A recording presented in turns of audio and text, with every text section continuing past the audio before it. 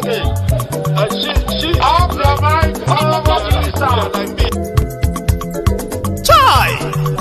Now wow, people wey suppose talk truth to power don't off mic.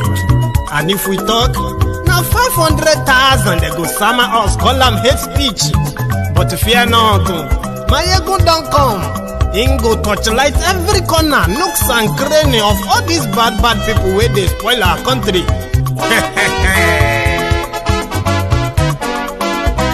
So my people make we laugh, oh yo yo. Maiyegun don't come, oh yo yo. My people make we shout, oh yo yo. Maiyegun don't come, oh yo yo. Maiyegun don't come, man of the masses, oh yo yo. Maiyegun don't come, oh yo yo. Maiyegun diary Politico, oh yo yo. Maiyegun don't come, oh yo yo. This one not the off in mind, oh yo yo. Maiyegun don't come, oh yo yo. Can in the touchlight every corner, oh yo yo. Maiyegun don't come, oh yo yo. Okay, some people be they holla say they want the power. Chai, them be promise us say we go get light and power. Them hustle sote they can't get the power. But now they know they do anything with the power. Every day, dollar just they get it higher power over naira. See them talk say make we off mind, but thank God say Maiyegun don't come. So my people make you loud, oh yo yo. Maiyegun don't come, oh yo yo. My people make we shout, oh yo yo. Maiyegun don't come, oh yo yo. Maiyegun don't come, man of the masses, oh yo yo. Maiyegun don't come, oh yo yo. Maiyegun diary Politico, oh yo yo. Maiyegun don't come, oh yo yo. This one not they off in mind, oh yo yo. Maiyegun don't come, oh yo yo. Person where they do evil, no one make person talk. Them say that Maiyegun, that man too they talk. He too they talk. Say Maiyegun diary, he they hot like pepper. But every day then they take money in bulk. Woman picking, they the street they hawk. Still them talk say make we no talk. But thank God say Maiyegun don't come. So my people make you loud, oh yo yo. Maiyegun don't come, oh yo yo. My people make you shout, oh yo yo. Maiyegun don't come, oh yo yo. Maiyegun don't come, man of the masses, oh yo yo. Maiyegun don't come, oh yo yo. Maiyegun diary Politico, oh yo yo. Maiyegun don't come, oh yo yo. This man not the off in mind, oh yo yo. Maiyegun don't come, oh yo yo. Aha. Now him una don hear all these bad politicians them we call themselves politicians.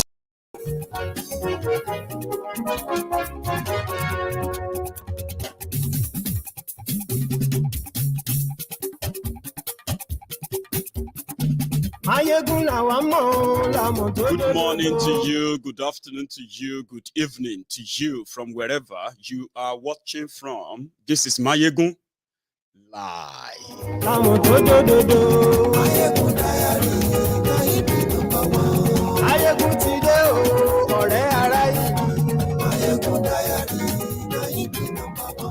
Lórí Facebook, lórí YouTube. Gbogbo bó ṣe ń lọ ni Maiyegun já wa sí. Àṣírí ọ̀jẹ̀lú kì í bò níbẹ̀ o. Bó bá ṣe eré, àní Maiyegun máa wí. Thank you very much. Share the broadcast. Invite your friends. Invite your not so friendly friends, and then tell them that Maiyegun today. Usually, it's always so good like this when we are watching it live.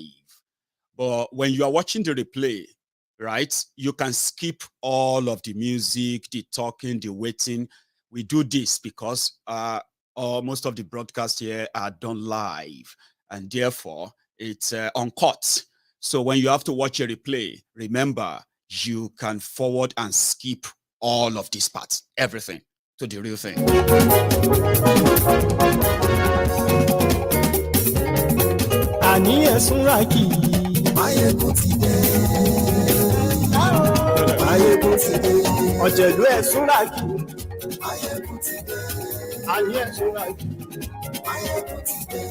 Lórí Facebook.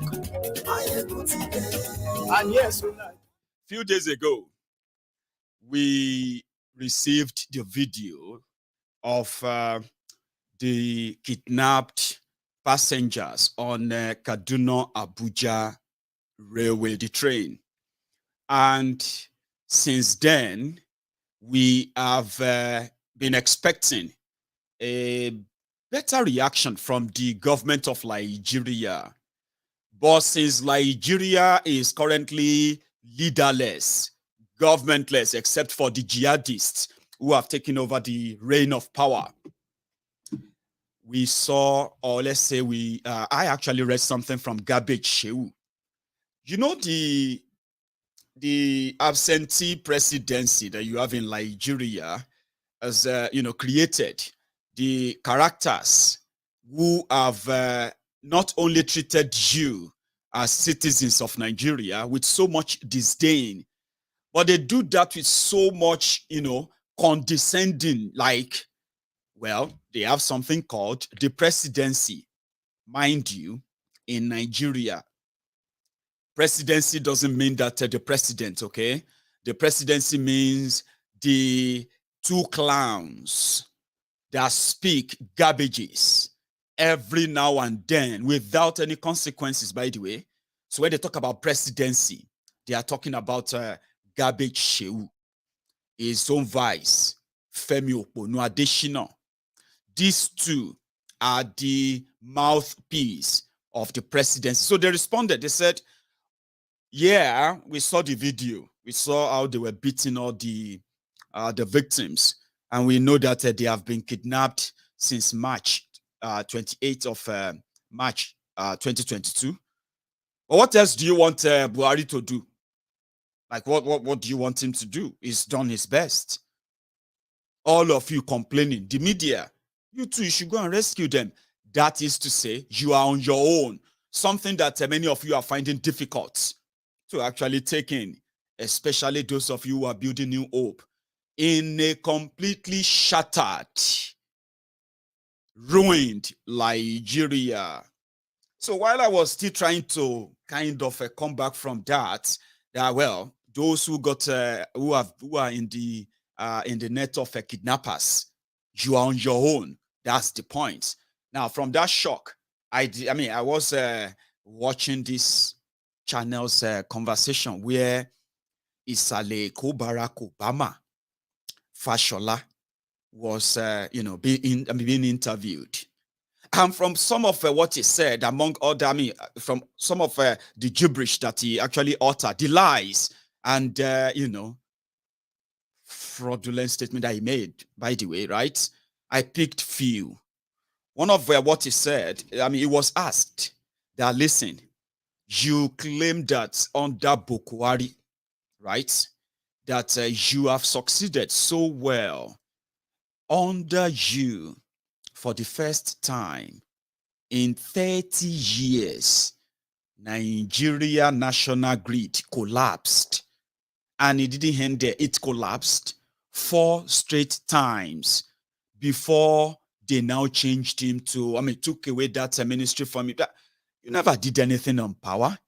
Now, when it comes to this road construction and all of that, you claimed to have started 500 roads.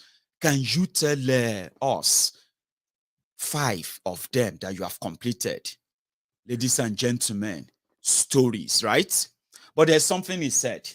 He said, if not for them, if not because of Boko Haram, that Boko Haram would have taken over the entire Nigeria on the security part. He said, if not for Boko Haram, there would have never been so much investment in, he called it infrastructure, by the way. He couldn't really pinpoint them. Then he started talking about second Nigeria bridge, Oyedepo bridge, 2 bridges in 8 years.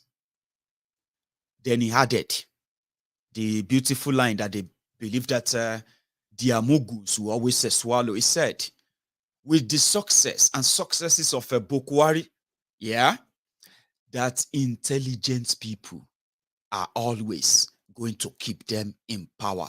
Me, I'm not really interested in who you want to keep in power, who you don't want to keep in power. I am more interested in explaining to you the consequences of what you choose to do, especially when you are, when you are deeply buried in the ashes of this crook. That's,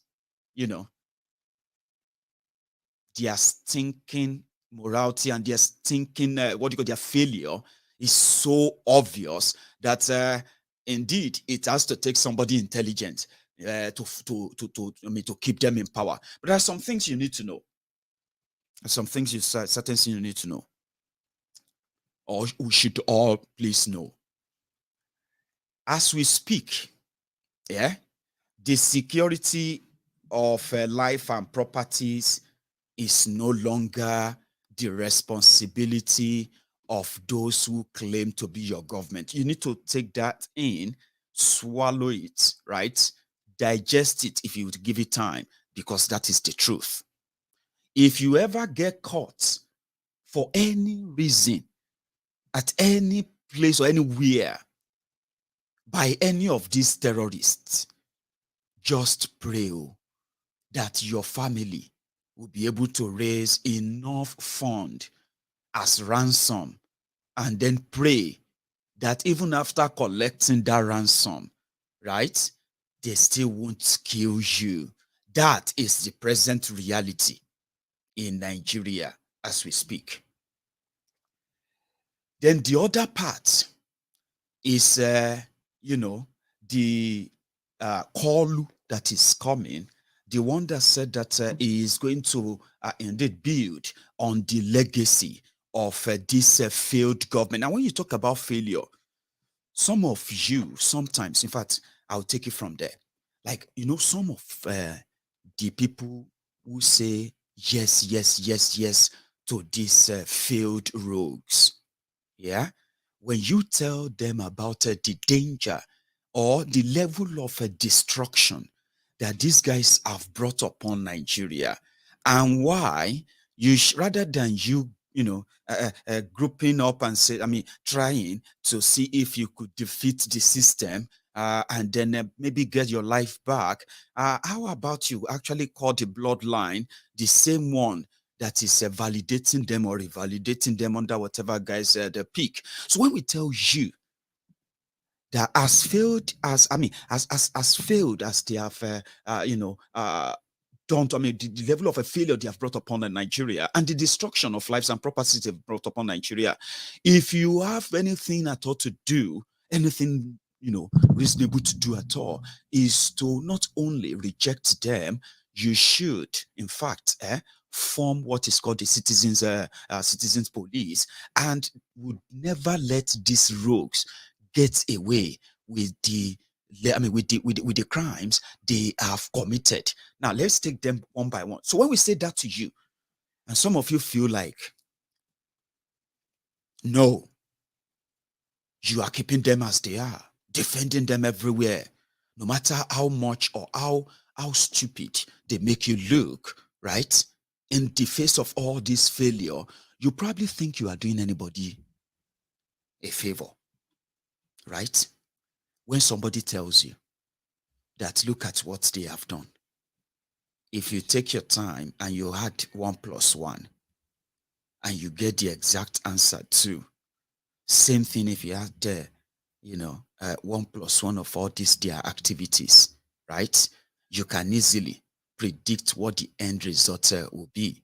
Okay, so why do you want to subject yourselves or your family to the trauma of validating these rogues that never mean well? I mean, once you find out and you're not lying to yourself, right?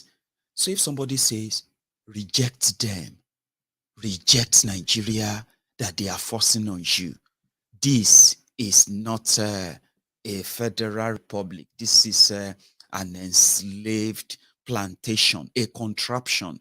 And some of you are going to be dragged into it through religion, or being tied down to it through the tribal benefit or whatever you are gaining from it, right? Before Nigeria kill you, right? It is better you kill this Nigeria they want to force on you. They are forcing it on you. So if somebody tell you that, right, and you said, no, Nigeria is a great country, we are going to blah, blah, blah, blah, blah, blah, you are not doing anybody any favor. Especially when somebody showed to you, as you have seen very well, right? If you have a business, and then people, I mean, you are looking for those to manage those businesses, your business with your own sweat. Oh, I'm not talking about stolen money or Yahoo money, right? Your own sweat. And then you set it up, you want success. And BUHARI, yeah, walked in. Tinubu walked in, right? And then others walked in. What would be your advice to the first two I mentioned, who wants to be the CEO of your business? Wouldn't you say, wow, I am so impressed. I am so honored that you found you found my my business, interesting enough, or kind of worthy enough of your service. But sir, with this your age, with this your health, would you have handed over your business to these hold entities? That's the first one. Then when you now talk about the health, right? Personally, would you allow your own aged grandpa, right, to go and take up a new job, especially when he is medically unfit? This is not even like wishing anybody anything. We are talking about health now, age, health, as we speak, right? But you see, some of you prefer that. So therefore, you think if you go ahead and bring upon this another calamity upon yourselves or whatever, do you really think you are actually doing anybody but yourselves? Do you think if you reject this hegemony they are forcing on us, this Nigeria they are forcing on us, because you may not know, this is no longer the Nigeria many of you grew up in. I am probably not speaking to the Indomie generation yet. I am speaking to those who are your parents. If you were born in the new millennium, the year 2000, I am not talking to you yet, because you may be living in the bubble of the lies that your own parents, when they were your age, they also believed in. Do you understand? So I'm not talking to you. I am talking to those who are older than you.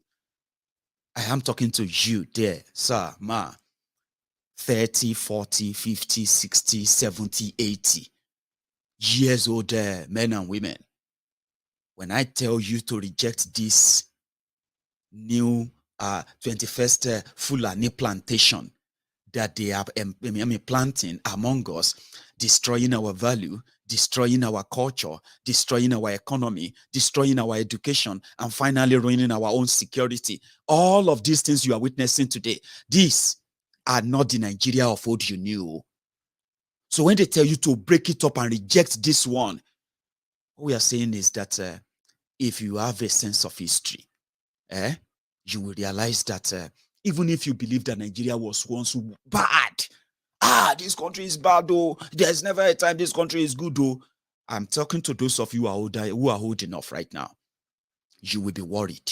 You will be scared. Some of you are worried for your children as much as, So when they tell you to reject this, reject it. Because those who are forcing them on you, they are using the instrumentality of that one fraudulent Nigeria. Now, when you now see an old, demented, what is that sickness called when somebody is shaking, right? Let me show you. When somebody is shaking at this level, there's a name for it. Tell me. I'll continue now. What do you call this again? Those who are walking, and then when an adult, when they are wetting themselves, right, that they will need pampers and all that stuff. There's a name for it. Tell me. He said, "Down. I'm begging you. I'm begging you to tolerate. I beg this part of your master. You be there.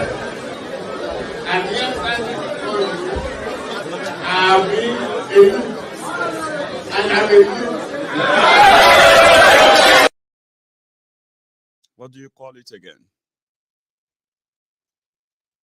Incontinence. I think that's what it's called. Incontinence is when you are unable to control your wee-wee. That is health concern. Do you get that now?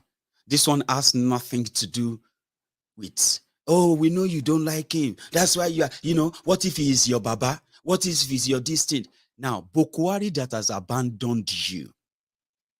As we speak right now, even the BUHARI days, the BUHARI dideris, the BUHARI denotus, the BUHARI dijatus, the BUHARI shukus, the ungoziaris, the unekaris, right? All of these social media bandits and Facebook adsmen, the Umoru, Usumanu, and then Tohibu, and all of these people who were shouting Sai Baba 7 years ago, even 2-3 years ago, some of them are collecting right now. They are now screaming, Kai Baba, Kai Baba, Kai Baba. Now, listen to this. So, BUHARI is so old that Household Rock, that is the Household Rock, has become the old people's home. Now, if you as a young person, let me tell you something, by the way. You can see all of these obvious signs, right? And it is good if you understand them better before you jump into them. And for whoever will mean well for you, they will never, ever, right, encourage you to put your future in that Nigeria these rogues are promising, because there's absolutely nothing there. When we were growing up, they told us, do you know the worst fear that these rogues created? Nigeria is done for. Listen to me. You are in Nigeria right now, right? The reasons why they are still using a sort of a threat to hold Nigeria, before even you looking at me right now, before you will lose your mind, guess what? They have destroyed Nigeria completely, economically, right? And this is what that means, okay? In a space of time, especially with this global economic whirlwind, EG, it is called EG, right? It is affecting every country right now. But you see that one in Nigeria, it has eaten so deeper. And you see some of us who are sending money back to Nigeria, sending money back, subsidizing the economy for you, and doing all of that, still kind of covering the asses of your failed politicians. Soon, many of us won't be able to send money as we are sending before, okay? For example, now, I'll tell you this. The reason I'm telling you this is this. The economy that they destroyed in Nigeria through looting, mismanagement, and, uncontrollable borrowing, which has now further crashed and devalued your naira, devalued your economy, devalued your jobs, creating job losses, creating more poverty. Even your politicians, who knows that globally now, people where they give you money, they don't go to get money to give anybody anymore. All of us abroad, sending over $30 billion back into Nigeria economy every year, we are also going to be affected. This is how, okay?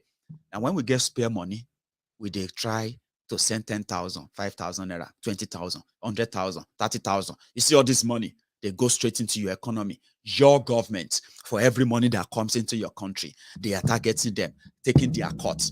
Now, when you get that money, when you begin to spend that money, they are there as well, taking their cut from that money. They are not planning to give you anything back, okay? So when all of that money they are collecting from you, right? With the level of the debt in Nigeria, okay? The level of debt that Nigeria is in right now, it has gotten to a stage that all the money they are collecting from you, they are not even enough to service the debt. So what does that tell you?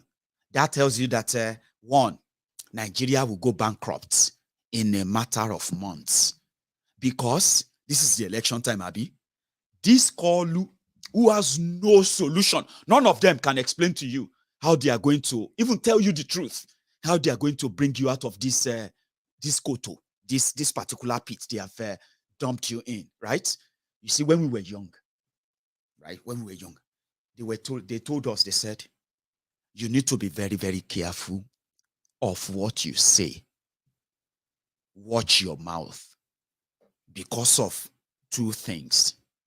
Because of your life, and then because of your future. You see, these two things, for those who grew up in the 70s, 80s, early 90s, some of them we are age mates, so they will understand perfectly the picture I'm about to paint to you right now. Okay, paint for you right now. They said, shut up your mouth. Don't say anything. Especially when elders are talking. Who are the elders? Anyone who is older than you. Keep your mouth shut. If you say something and then somebody get offended, they can just kill you or kill your destiny. So that fear makes many of us become zombies compliant. You know what I mean? Inside of you, you will see something that is so wrong. But when you look at the people perpetuating that wrong, automatically they would expect you, or should I say, well, I'm a Yoruba man, okay?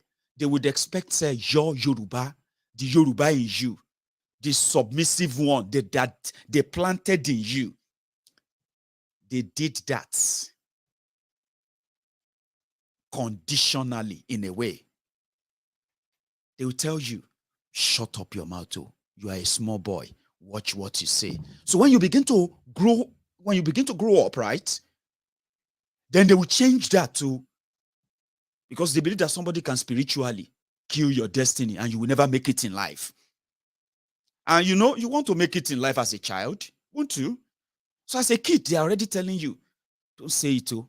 If you see this and that, you see that woman there, she was cursed by that mama because she says something. That is why she can no longer have a husband. That is why all her children died. Because of that, watch your mouth as a kid, oh. Don't let them kill you.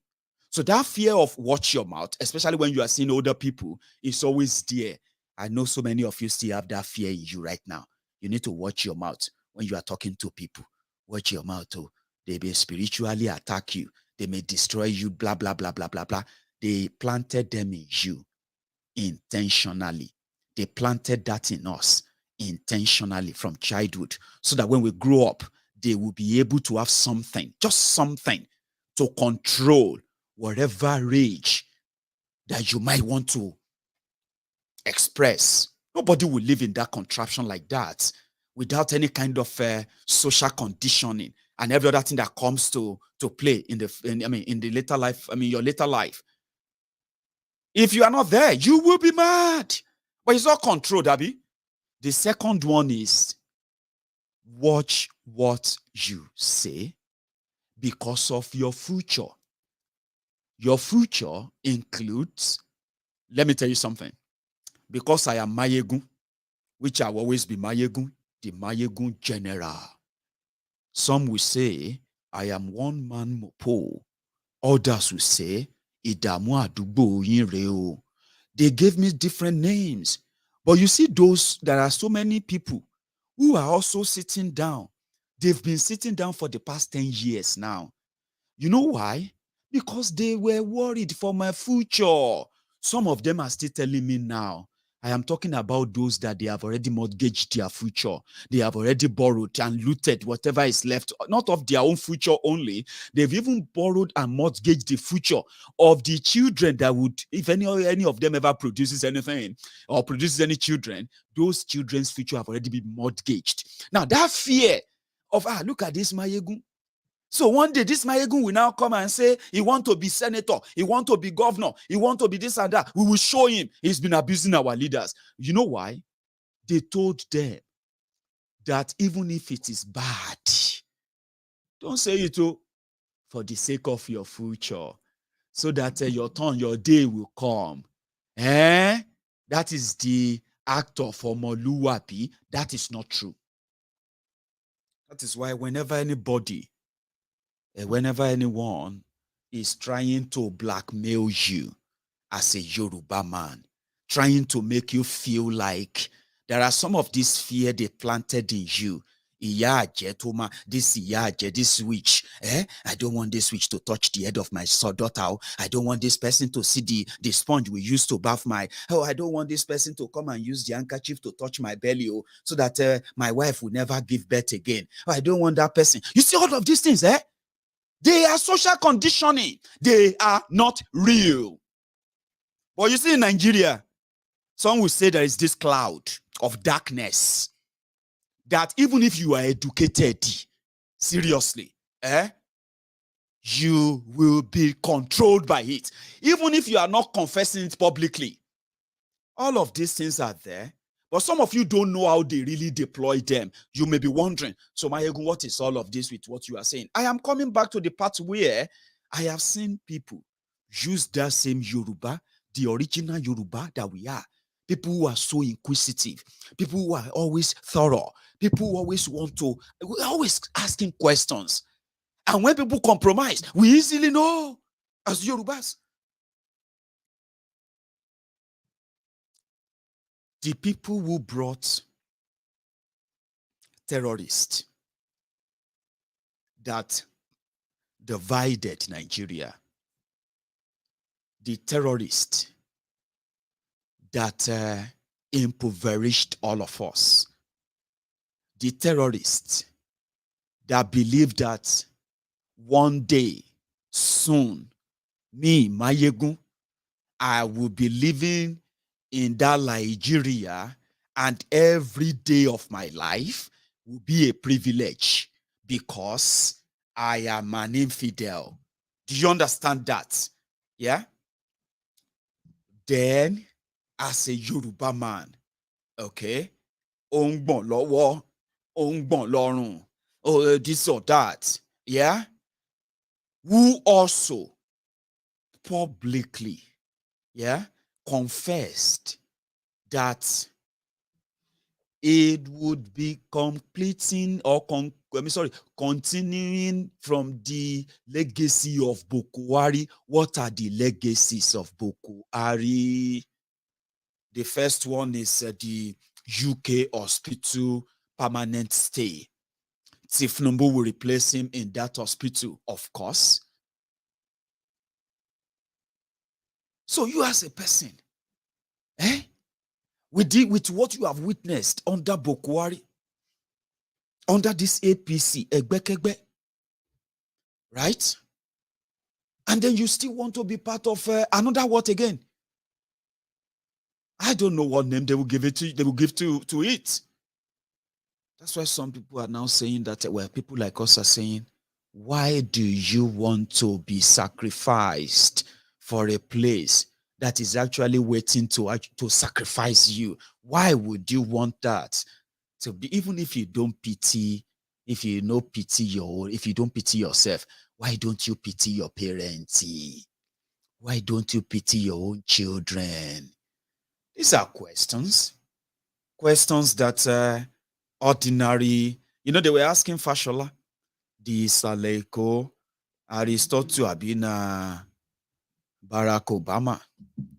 He said Nigeria is not bankrupt. That Nigeria may be stylishly broke. Guys, 5 years ago, this same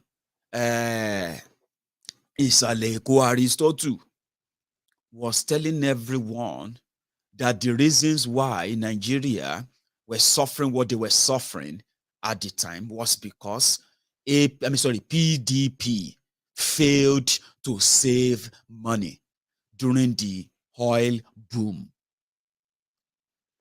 That because they didn't save during the raining day, that is why Boko had no money to augment your economy so that it won't go into recession, job losses, business losses.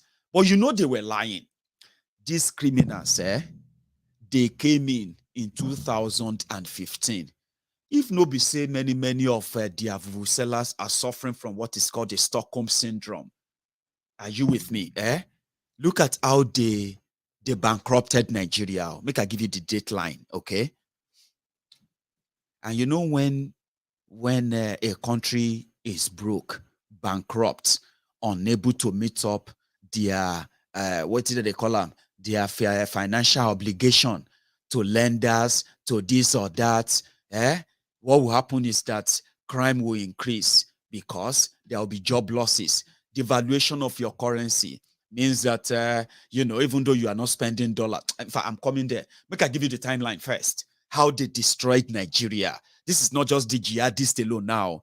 Economic jihad that this rogue declared on Nigeria, and they have successfully completed it. In fact, today it has been declared. It has been completed completed to the tune of 110% completed. Nigeria is in -0. No, Nigeria is in -25.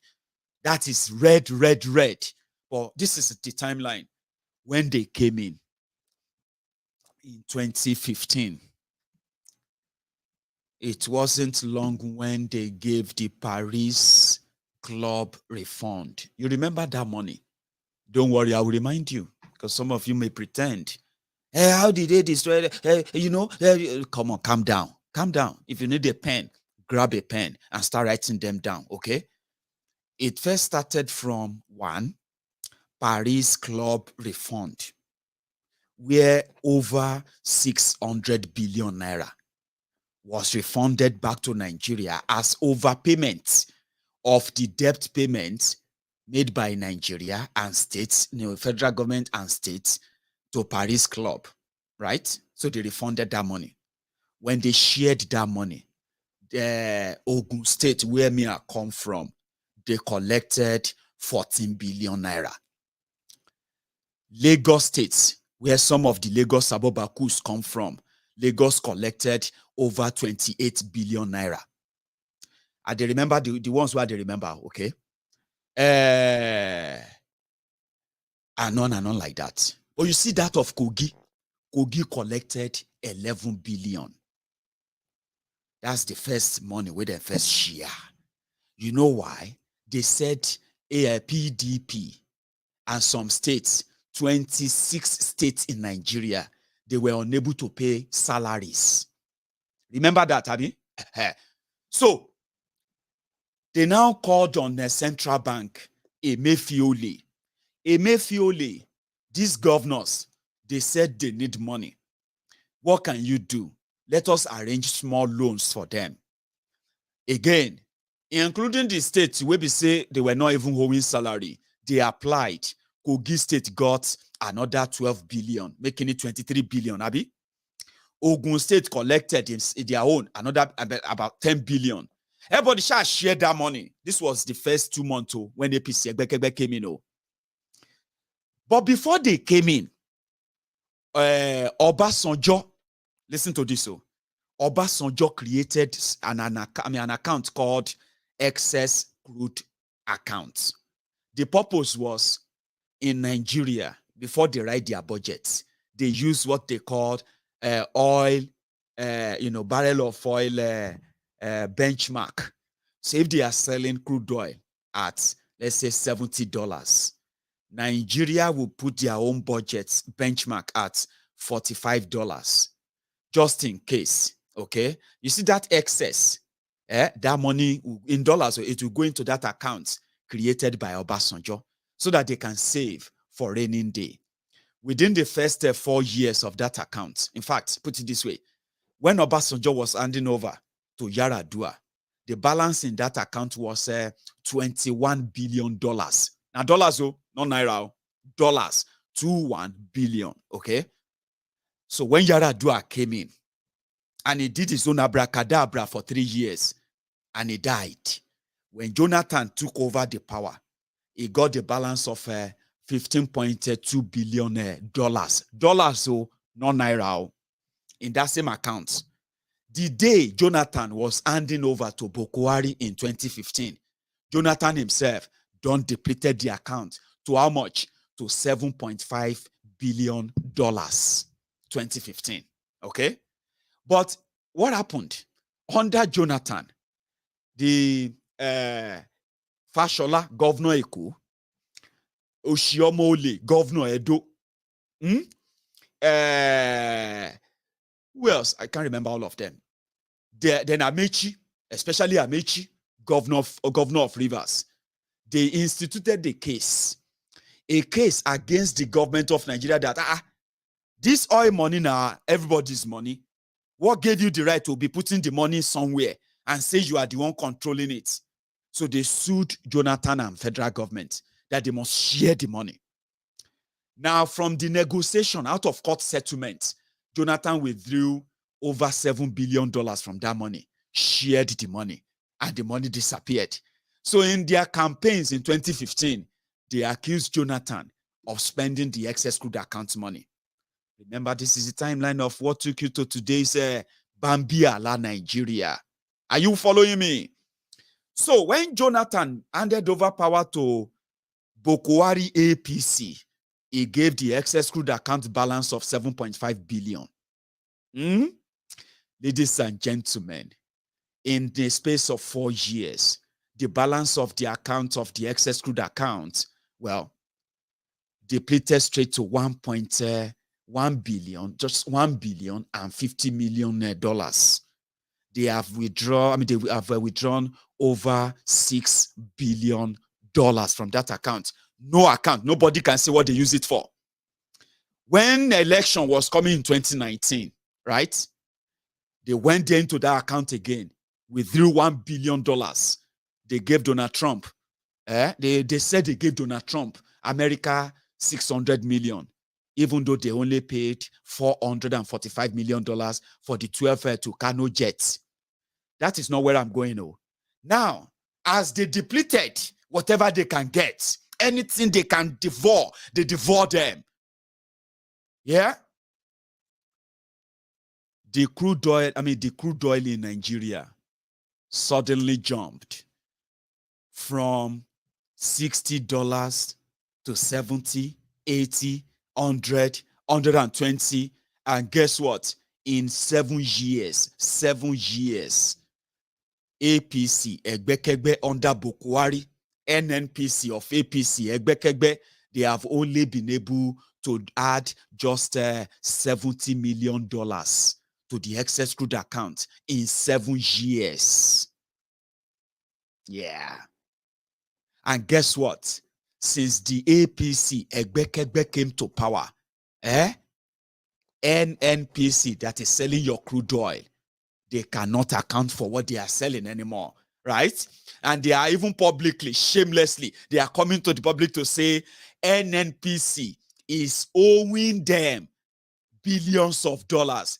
Do you remember that time that Baru? How many of you remember Baru? Baru, the guy that was the former NNPC chairman, remember him? He's dead now. And the Baru flew to London, where Bokwari was a vegetable in London hospital. Baru left your acting president in Nigeria, and he brought here a deal which has to do with renewal of oil refinery, oil rigs in Nigeria. And this package, or let me say these new licenses, fetched Nigeria over $27 billion, right? In royalty. Today, rather than see a dime from that, now paper then see, shishi, shingbang, see. Guess what? Under them, they took your debt from somewhere around, around the $30 billion to what is now over $100 billion. SS crude account. How much? Some of you don't even know how much they are selling crude oil anymore. Do you? Do you even care anymore? Because you have no idea. Or you do, you just choose not to. So they depleted every avenue that could at least hand them forex, so that somehow, the only thing they've always been using to strengthen their naira, their crude oil, even with the war in Ukraine, it got to a stage, nobody even wanted to buy Nigeria crude oil anymore. Nigeria is broke, bankrupt. Now, they resorted into something, They resorted into what they called round tripping. That is another economic crime committed under this APC, Egbekegbe, that brought about this destruction that you are witnessing today. Round tripping. Round tripping is a situation whereby you will see an aboki standing beside an hotel in Port Harcourt or standing beside a bus stop somewhere in Lagos, and he's standing there and he's quite capable of providing over $100,000 for you, a businessman that should never bring your money to the streets in the first place, right? That is what is called round tripping, because those dollars are being given to them directly from the Central Bank of Nigeria because of who they are and where they come from. It is what it is, isn't it? So the rest of you who are doing legitimate businesses, you would have to rely on these roadside money changers, roadside bureau de change, roadside rogues, empowered by the Central Bank of Nigeria, Emefiole of APC, Egbekegbe. When they destroyed your naira to that point, they asked Emefiole, what can we do?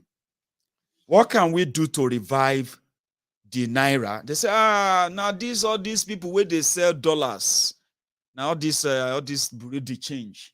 They say, what can we do then to deal with them? They are always standing under these trees.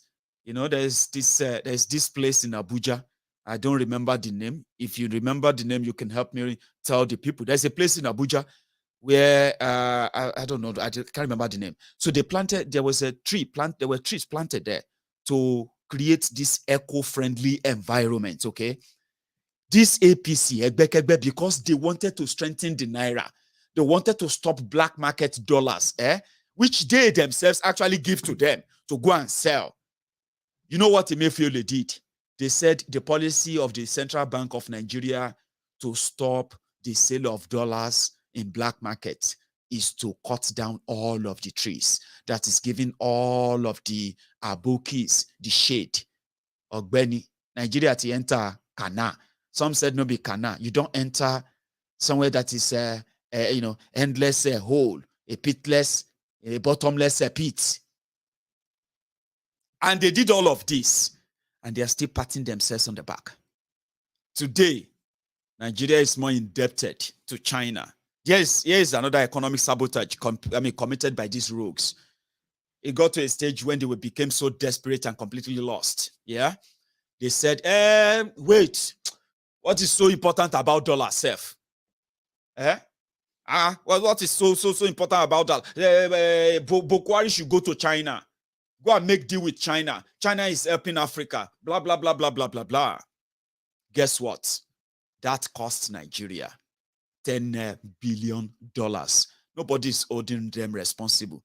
They went to the World Bank, into your foreign reserve, and they withdrew $10 billion and they gave it to China. This was in 2017 or so. They gave it to China. The campaign then was that dollar is going to crash in Nigeria. But ladies and gentlemen, China collected the dollars, added to their own reserve. And then I said, come here, what else do you have to offer? We don't give you deposit of no, that's not it. What about all these your resources that we already use a geomap to locate in Nigeria? Your gold deposit here, your alkaline or what have you deposit there, and every other mineral resources we found there that are good for commercial, export. So would you let us go for them? And at the same time, listen, we can't give you the yen and the naira for that same exchange. You are not offering us anything for real. So they made all this devil's deal. And that is why today, when you turn everywhere in southern Nigeria mostly, you will begin to see the Chinese. Some of them, they don't have any real license anywhere, but they are covered under that bilateral agreement. As it is, they mortgage everything right before your eyes. Nigeria is more indebted to China now than they are to the rest of the world. And guess what? It's still never cut down. The hemorrhage. So that same APC, Egbekegbe, who have now legitimized terrorism. They still have no, what do you call it? Maybe I shouldn't even say they don't, because they do. From the intel that we have, yeah, even though Kolu may be desperate, of course he is desperate. Now, Amechi says all of the delegates that collected money, they are regretting. They said they have been calling a meeting to have Pastor Ruga to come on board. He's been avoiding them. The day they said they want to go and unveil the Muslim ticket for Kolu, most of the people who actually thought that they will put every other thing behind them as they muzzled them out of their ticket in the late hour, many of them pulled out. As it is right now, the war within themselves is even bigger than what many of you think you have in stock for them for your election. And I'm not joking about this.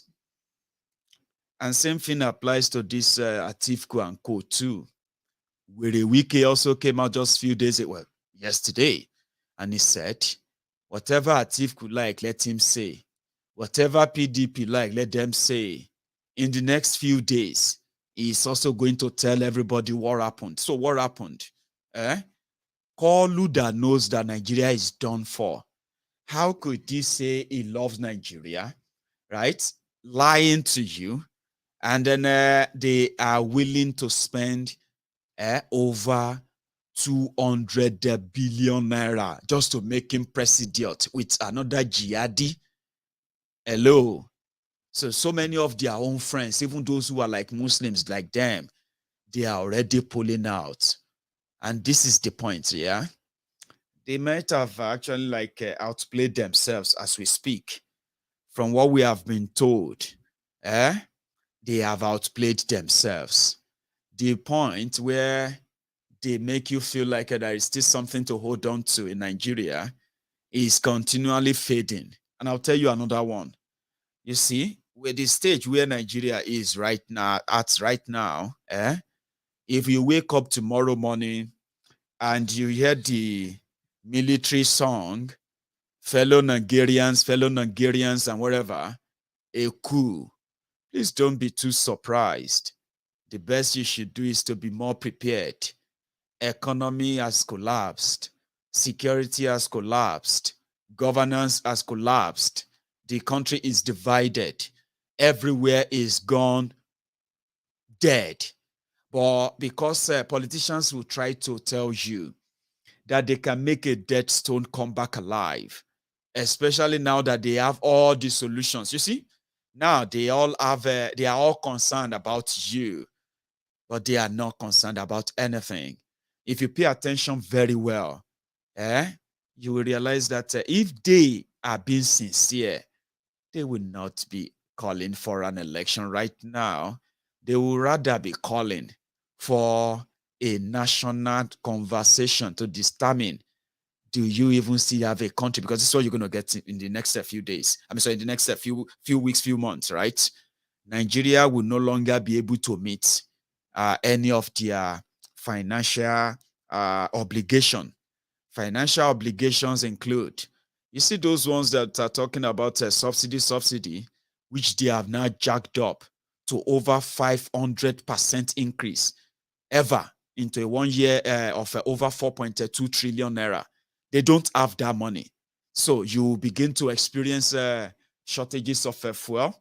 You will begin to pay more, even though there will be more scarce until they will completely dry off. Okay. Then after that, you are going to run out of food. The reason is this: terrorists who are committing who are wreaking havoc on our farms, chasing the farmers away, right? The government, who is also ensuring that the monopoly of food importation into Nigeria is given to just 2 individuals, right?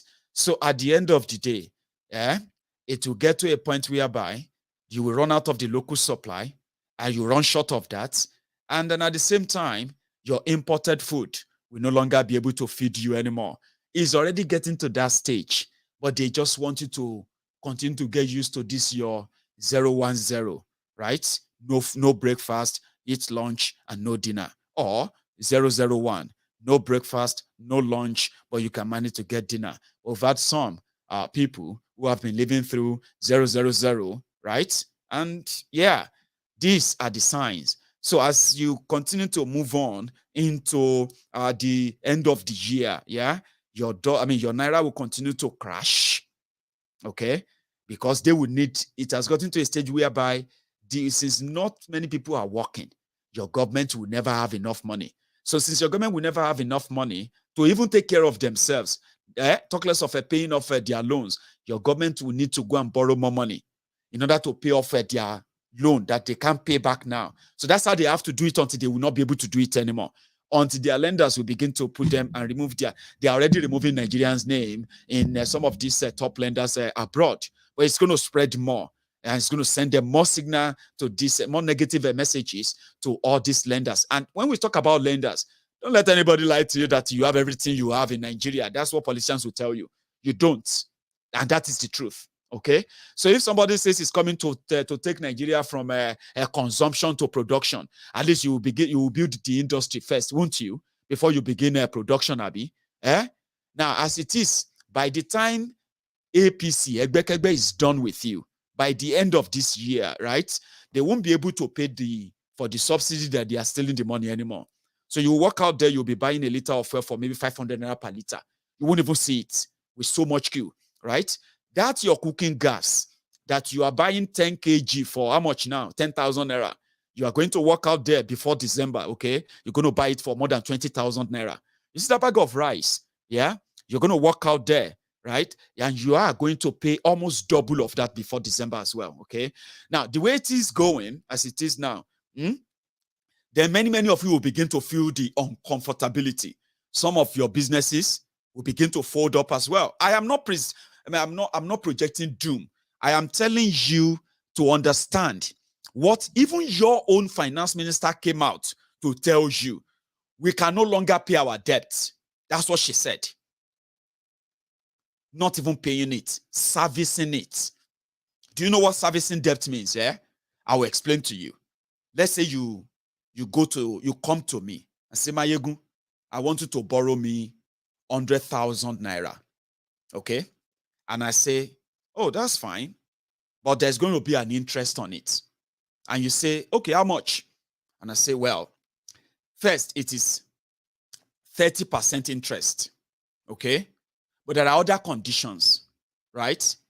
If at the end of at the end of the month, you don't pay back the 30,000 naira on the loan I gave to you, number one, you don't need to pay me back the 100,000 naira with the 30,000. Okay, you don't need to if you don't have it.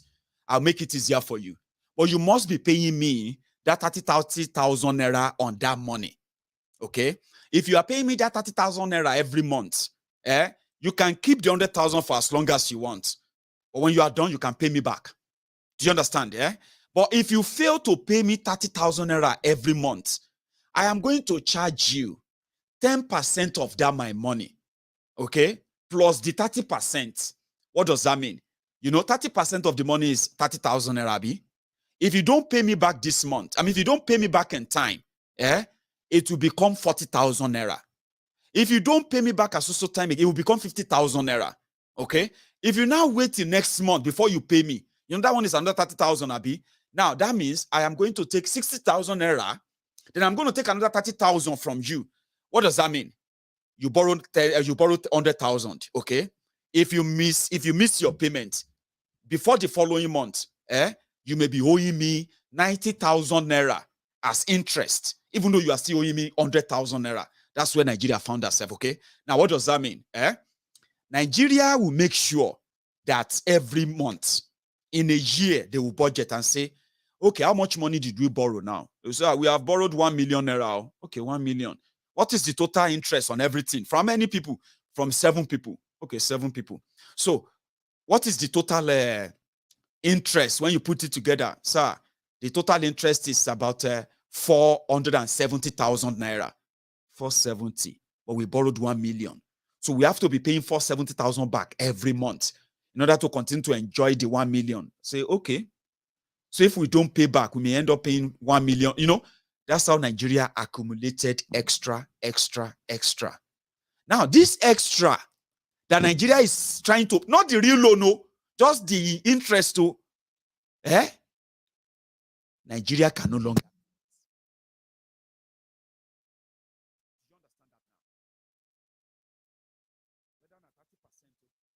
Whether not the penalty for not paying back in time, Nigeria can no longer afford it anymore. They can't pay. Your Nigeria can't pay. They can't meet up. So what they have right now, the reason why they said you have not bankrupted yet is this. Assets. Do you understand that now? Assets. Assets like if you have rail line, okay, people can still borrow you money. They can still give you loan. If you have airports, if you have crude oil, that you will tell them that they can pump as much as they want, you have to like slash the price.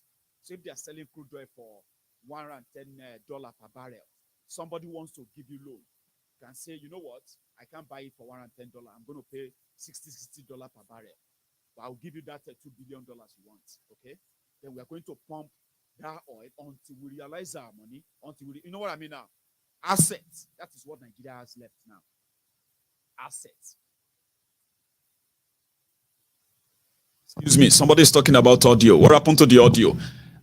If your audio is acting up, I would implore you to sometimes, maybe you should come out of it. Okay. I'll check this out myself. 1 second.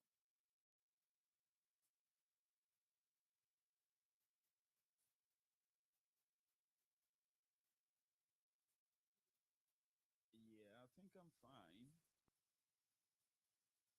Okay, you can hear me clearly now. Okay, better.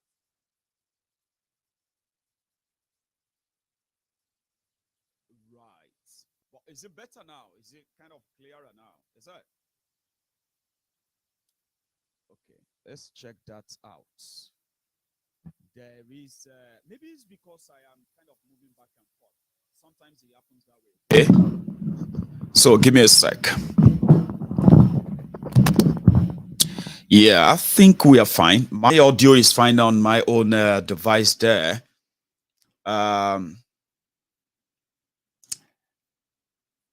Let's see. No, Maiyegun is still here. We haven't really off the mic. Okay, let's assume that it's better now. Is it? I will take note of that part if it is better now. All right. But I wouldn't know. I wouldn't know what happened. So give me a sec. Okay. It is better now. Fair enough. I was explaining the concept of loan, lender, and then the borrower. I've been waiting the column. I was explaining that how Nigeria, under this APC, Egbekegbe, entered into this generational indebtedness that your children will pay. Their own children will pay. Your children will pay. But some of you don't know the consequences of that. It means more poverty, more insecurity, crimes, corruption, name it.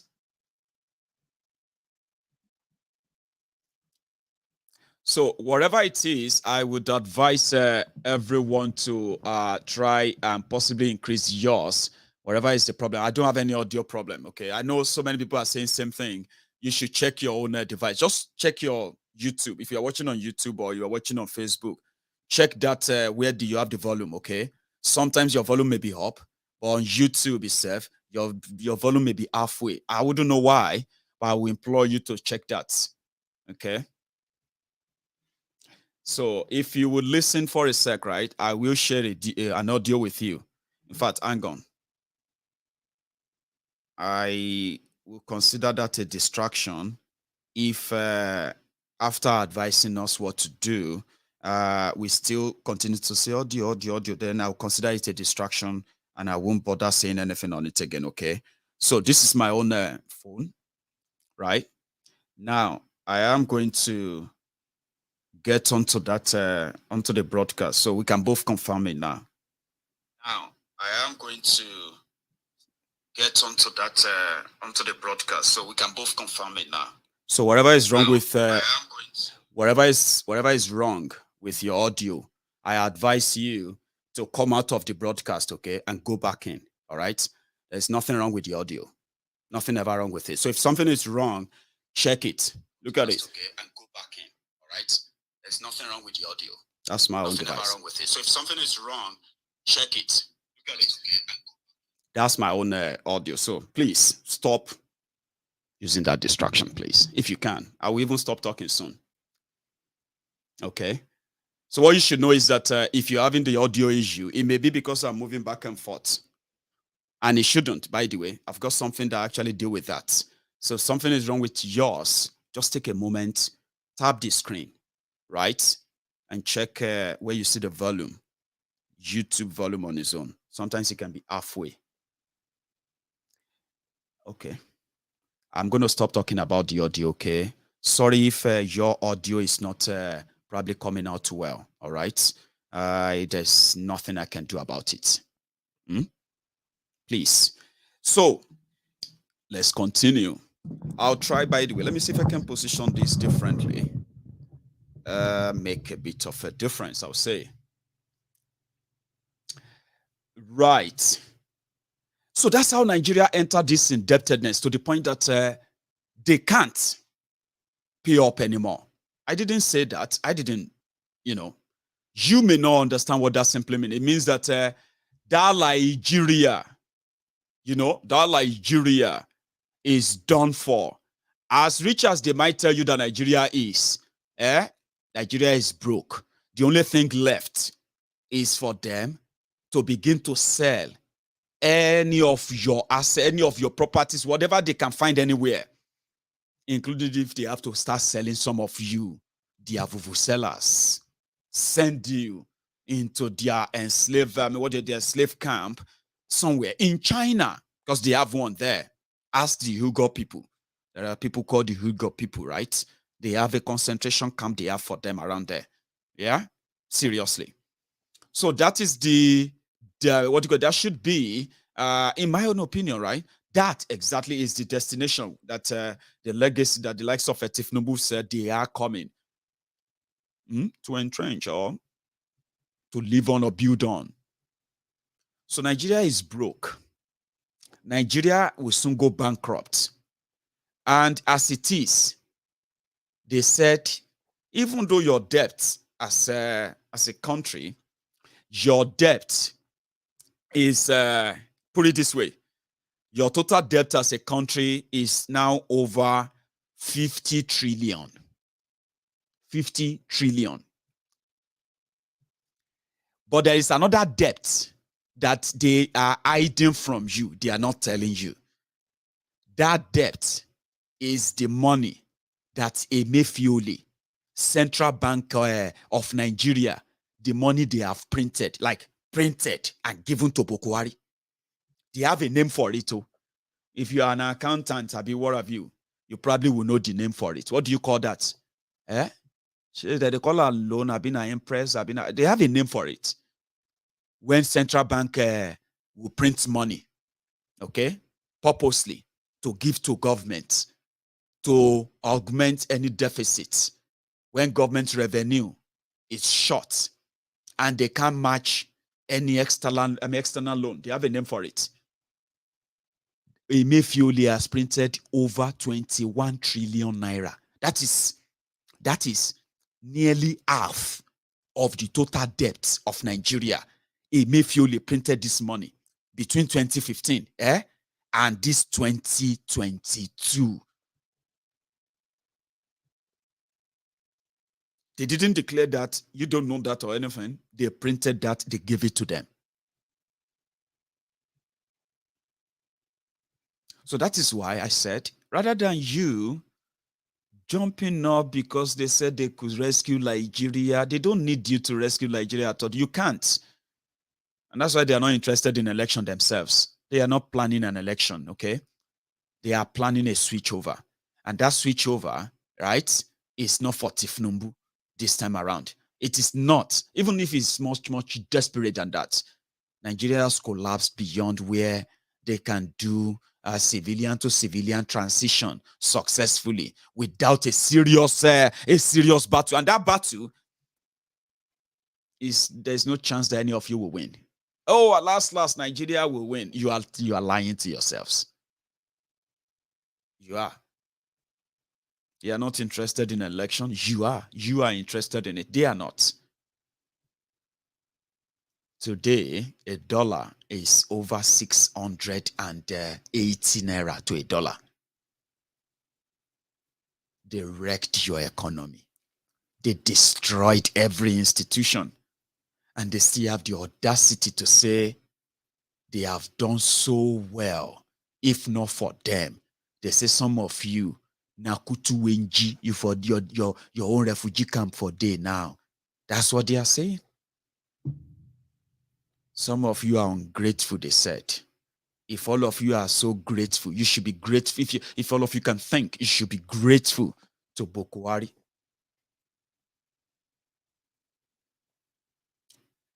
That's what I said. That you should be grateful. And therefore, intelligent people are those that are going to what? They are those that are going to bring back APC. I am yet to see what they have to say, even though we know they have nothing. But they are willing to spend hundreds of billions of naira just to keep this contraption, extend your sufferings. I beg you, even if you know they pity yourself, can you at least pity your children or pity your parents? You have seen them gone through a lot, haven't you? Talk to them. Nigeria won't save them. You have no future in a place where the future is already mortgaged. So when they tell you, think about your future, think about your future. Many of us have found out that they lied to us. There is no future anywhere. Watch your mouth. Watch what you say and be careful of what you say. Don't get people offended because people that will need to help you, you need people to help you. They conditioned you that way so that you can come back and say, what? You are unlucky or God didn't like you. That is why he preserved you to suffer and die, as the politicians will say. No. The conditioning can stop. You can change the narrative. You can decide what your future will be like. But if you continue to believe all those worries, there are many in Yoruba land.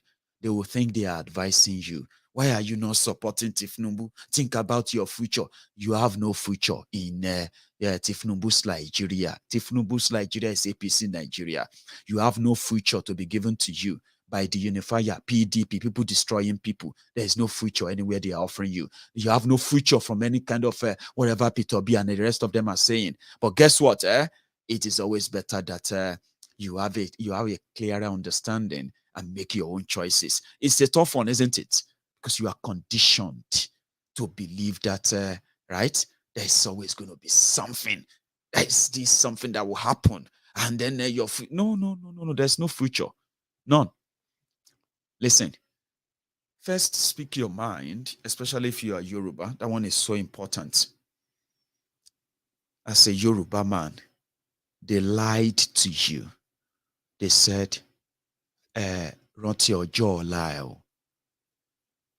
Be careful so that you don't go and say something to those who are going to help you. Because in Nigeria, it is man knows man. Yeah, you've got to know someone who knows someone, at least before you can say you are going to probably make a difference in your life or anything can, in a way, you need somebody that knows somebody, not because you have it in you for real. So there are so many people who don't know somebody and they have died with the future, or well, let me say with the dreams they probably thought they could realize in Nigeria. So they lied to you when they said, keep your mouth shut. When you see them do the evil, they always come back to you. The ones that's taking away your jobs, taking away the good life that you should have. The ones that's taking away, your liberty, so to say. You can't think, you can't talk, you can't express how you feel, right?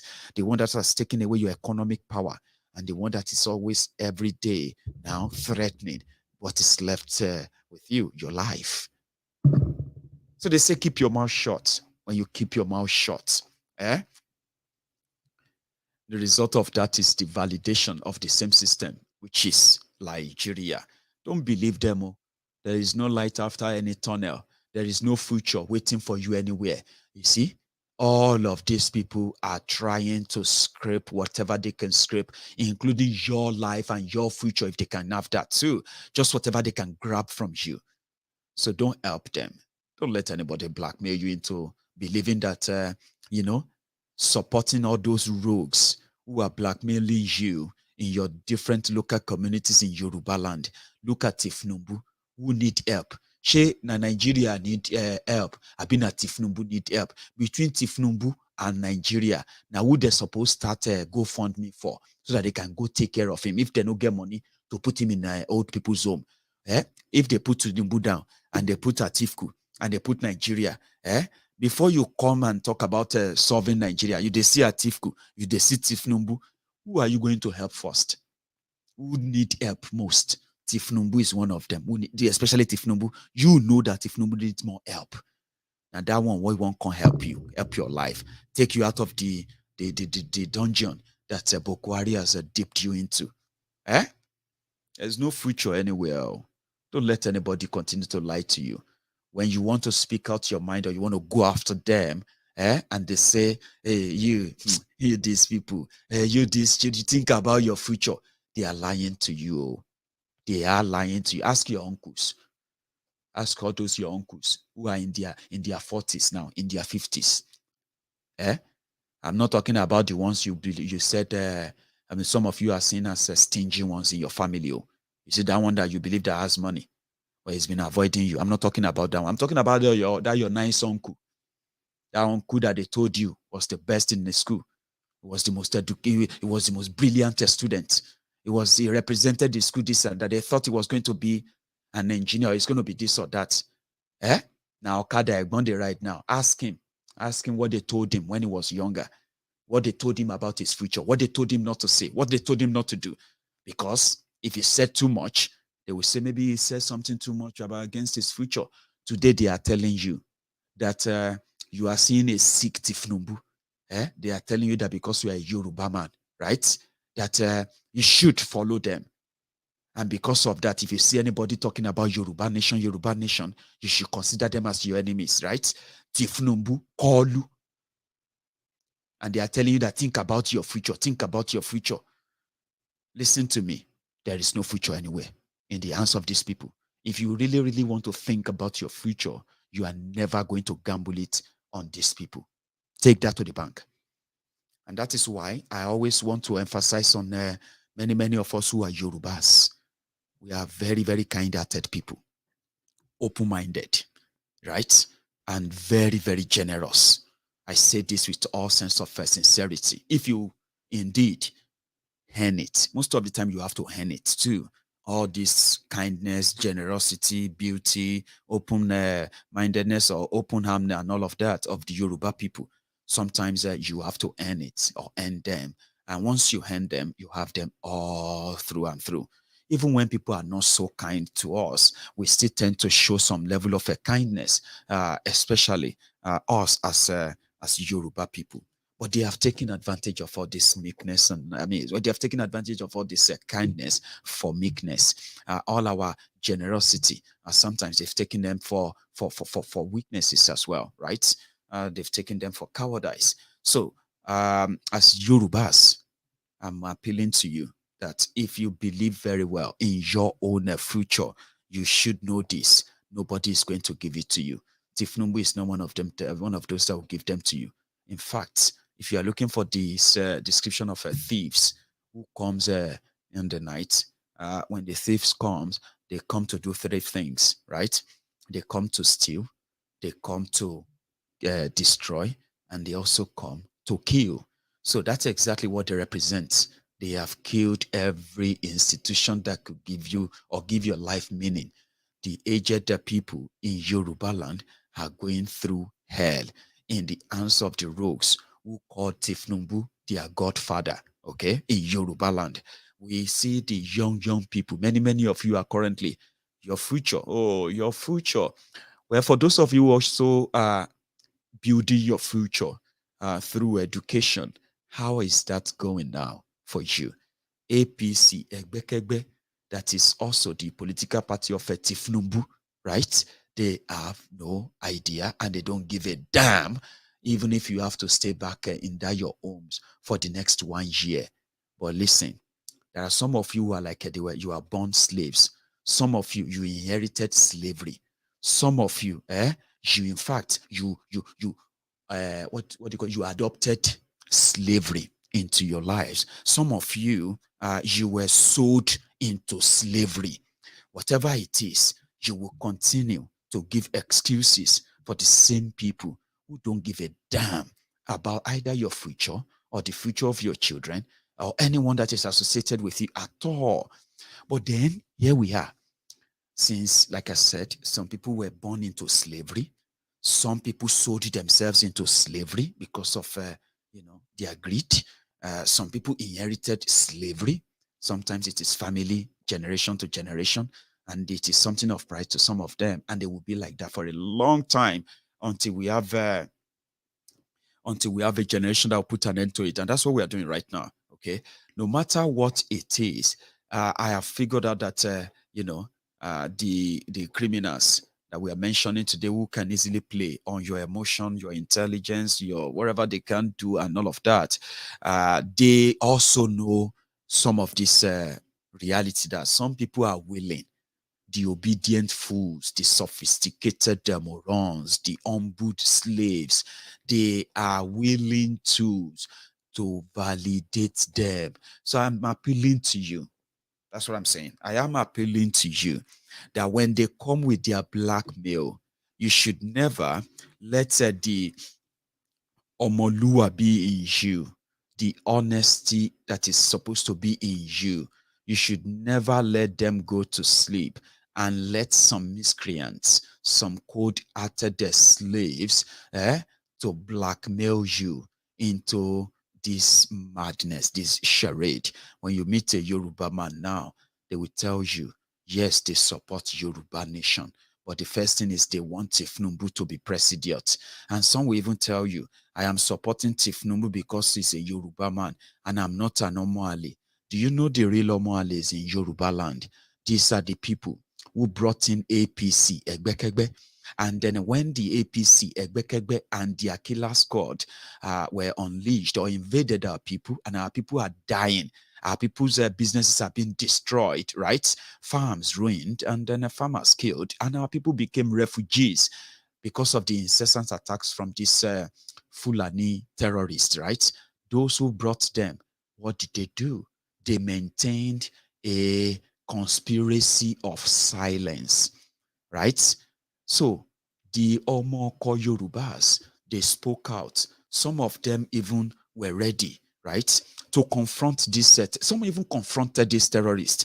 They were ready to even put their lives on the line. Guess what?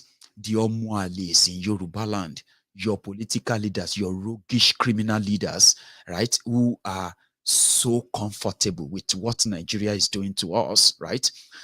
They decided to go after those Yorubas. So if you are looking for Omoales, you will pick Tifnumbu 1, you will pick Pastor Ruga 2, you will pick Fasola 3, you will pick Aregbemugbo 4, you will pick Onefayemi in Ekiti 5, you will then stop by in Ondo and pick, wait to me name again, Arakunrin,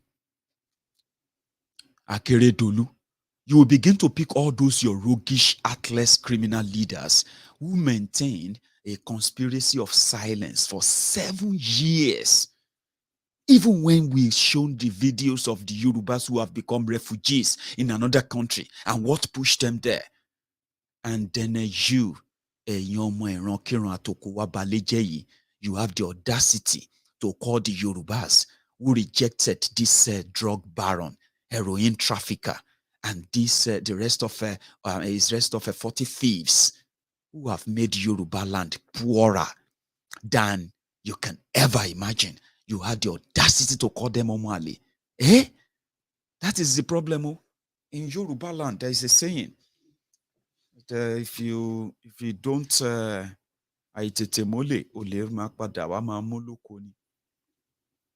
the people that watched Yoruba land degenerated to the state of despair that we have now, even to the state of fear that many of our people are having to live with now. They have the audacity to turn around and call the Yorubas who can see through their lies, call them Omoali. It's all right. It's okay. They said that when a house is really settled, now because the bastard in that household, or let me say the bastards, the kids are yet to grow up. And that is why today, despite what we are facing as a people, despite the losses that Yorubas have recorded for being part of Nigeria, despite them turning us to second-class citizens in a supposed united country, right? They want you to believe that nah. So the message around there is this: Nigeria itself will show you your place. Even if we say this 1 million times, and somehow you continue to figure it out to evade the conversation or evade the facts, there is something I have learned over time. Nigeria has a way of making you regret believing that there is a chance, there is none. And the reason why this is going to drag on for long, where an ordinary Yoruba son and daughter is unaware of who he or she is, therefore the conflicting identity that the roguish political class always milk will continue to exist as well. So discovering ourselves, understanding their politics, knowing that none of them is in our own interest, but we can turn the tide. We can change the entire curve. Yes, we can turn the curve to our own advantage. And the question people are asking then is that how? I said one, like the fire brigade, as they say, I've been a Boy Scout, always be prepared. So somebody was asking me a question earlier today, and that person said, Maiyegun, let's say, for example, we wake up tomorrow and there is a martial song that another Fulani, Kanuri, Hausa, or just anyone from anywhere has come out to say everything you have been saying. Nigeria is broke. Politicians have looted everywhere dry. Nigeria is bankrupted. Terrorists have overwhelmed, they have overpowered the security. The citizens are being kidnapped, ransom paid, and all of that. So the military need to come and save the day, and then just save everybody from this doom. So Maiyegun. So if they now come out tomorrow and then bam, bam, bam, bam, fellow Nigerians, that, let's be honest, do you really think the Yorubas, they have what it takes this time around to break out of Nigeria for good without having to hand Yoruba over to the people that will use her as negotiation again, like they did with Nadeco, like they did with Afenifere, and like they did with Obafemi Awolowo's name. And when that person asked me that question, I was like, man, that's a deep one. A lot of people don't want some of this political class in Yoruba land, whether PDP or APC. They want Yoruba nation, and they want Yoruba nation that is completely devoid of all these characters, that they should never be seen anywhere near where real decisions that has to do with the people are being made in a new nation like Yoruba nation. And he said, well, if there is a military coup tomorrow morning, number one, it's going to be a total reset. There will be no PDP, there will be no APC, there will be no Labour Party, there will be no Atiku, there will be no Tinubu. Majority of them will run away. There will be no assembly, there will be no this, no, they will begin to appoint this or that. That person said, what would Yoruba do? Maiyegun? Or more? That question hit me, but I have an answer. The question hit me in the sense that, number one, there will be no peace. There will be no peace from the people of Yoruba land that will show any military coup that these people might want to pull at the last minute. Because there's also, they are already saying it, that they're already saying that it is already time, it's already ripe for it. From what they are saying, Burataye the butcher could be coming back to save the APC, Egbekegbe, to save them the day. And don't ever say never. Don't ever say never. But one thing I'm very sure of is that there will be more rejection from southern Nigeria. How long that rejection is going to be is where I said, when they asked me that question, I'm like, how prepared are we? That if they eventually bring their shocker, Nigeria is gone, okay? Their military that they are already giving money to, they can strike anytime. And the people that are bringing them are no other people than the desperados that want to be president of Nigeria, want disjointed Nigeria. They are already financing this behind the scene. I'm not trying to spook you, okay? I'm just trying to let you know that when it happens, what are we going to do was the question I was asked. And I said, I, as a person, I'll be one of those that will help to make sure that that military coup, whatever, is never accepted in southern Nigeria. We will spend money. We'll mobilize. We'll spend money. We'll spend whatever is that to take to ensure that they never, ever, ever receive the support of the southern Nigeria. Look at this. Are you going, when the military will bring military tank out? Then you will realize that this is not 1990. This is not 1983. This is not 1970s, whatever. This is not 1995. This is 2022, okay? So it is going to trigger something that even they themselves, they probably would never expect it, or probably they would never be prepared for it. But like I said, how last is it going to be? When they begin to move there, because it is not good, whatever resistance that the southern Nigeria is going to pull for any of these stunts, wherever southern Nigeria is going to pull, it is not going to be crushed by the military tank. It is going to be crushed by the same desperado that kept us under this barbaric rule, under this barbaric arrangement in Nigeria. They are also going to be those to crush such a resistance. And that's where that, like I said, the question got to me. And I said, Omo, sometimes if we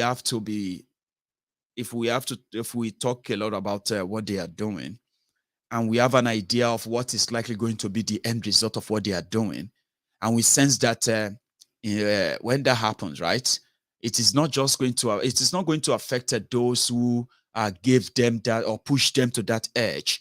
It is going to affect many of us who are screaming never to follow them to that edge. Okay, so what do we do? It could be a window. I'm saying this to all of you now who are, pro Biafra, pro Yoruba nation. I'm giving you this intel that when people say Biafra will come anytime soon, and some say Yoruba nation will come anytime soon, it is going to come if you are indeed ready for it. When I say ready for it, sometimes when you look at the actions of what these rogues are doing, their overconfidence and all of that stuff, you know that the end result is going to be a serious doom, okay? So when that doom happen, right, the way you react, as well as the way you handle it, will depend on your own preparation.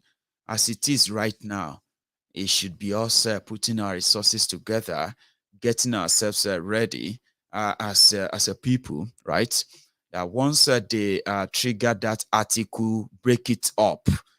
Article break it up is the article of a military takeover. It's a two-way thing, okay? The first one would be, could they use the military as their saving to save face? Saving face mean they've destroyed Nigeria already. They have committed genocide all over Nigeria, right?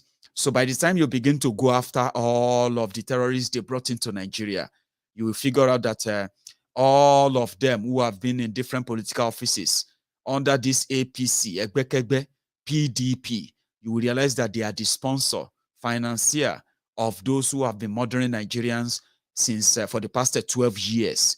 So by so doing, you will go, what do you call it? You will go out, you will need to go after them. And if you go after them, majority of them will have to spend the rest of their lives in jail, maximum prisons. Boko is going to spend the rest of his life in Hague, in a prison, a 4x4 prison. They have built it for him right now in Amsterdam, in Holland. Are you listening? They are same thing with Malamun. Same thing with so many other of your roguish criminals who have committed genocide in the name of APC, Egbekegbe.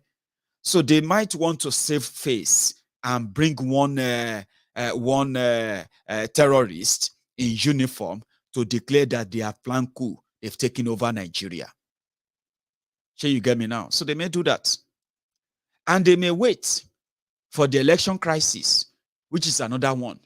They have already set it in motion. Muslim tickets. So they have already set in motion what will trigger that religious war in 2023 if they hold their election. Remember when Boko lost election in 2011? Did you remember that then? Over 400 human beings were killed.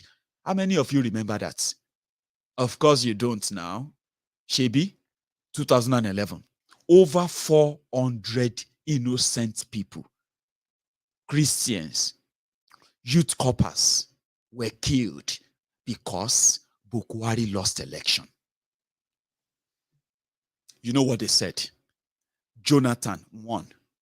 They said Jonathan, an infidel, defeated Saint BUHARI. How is that even possible? Then their imam, their mullah, you know what they told them? They told them that the Nyamiri, the Igbos, the what's they called? The Christians, the infidels, they were the ones who rigged the election for Jonathan. If many of you who served in Bauchi, some of you who served in northern Nigeria in 2011, if you are watching this video, you will confirm what I'm saying to you. Over 400 human beings were slaughtered in a space of 2 days in northern Nigeria, 2011. That was why Boko had to warn Jonathan in 2015. He said, if what happened in 2011 should happen again in 2015, baboon and dog, they will be soaked in blood. Do you know the monkey and dog, or the baboon and dog that were soaked in blood? Over 400 innocent Nigerians were slaughtered by Islamic fanatics of CPC in 2011. It was this same fanatic, Islamic fanatic of a CPC that marched with Tinubu's ACN, Okorocha's APGA, Ogbonaya Onus ANPP. Now all of them, then Saraki, Atifku's new PDP, they put themselves together. They call themselves Legacy Party to form APC. The Legacy Party, now that is why those who are now the Kaaba, the terrorists that are controlling everything in Buhari's government, they are the members of the old CPC, the same political party that supervised the killings of over 400 Nigerians because Buhari lost the election.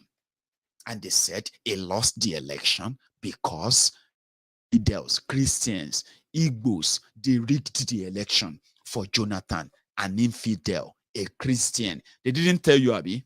I'm telling you now. So they said, if you try same thing again in 2015, baboon and dogs, they will be soaked in blood. Who are the baboons and dogs? You. So they are now setting the template for 2023. If their military no overthrow them to give them safe landing, now Pastor Ruga I pity most.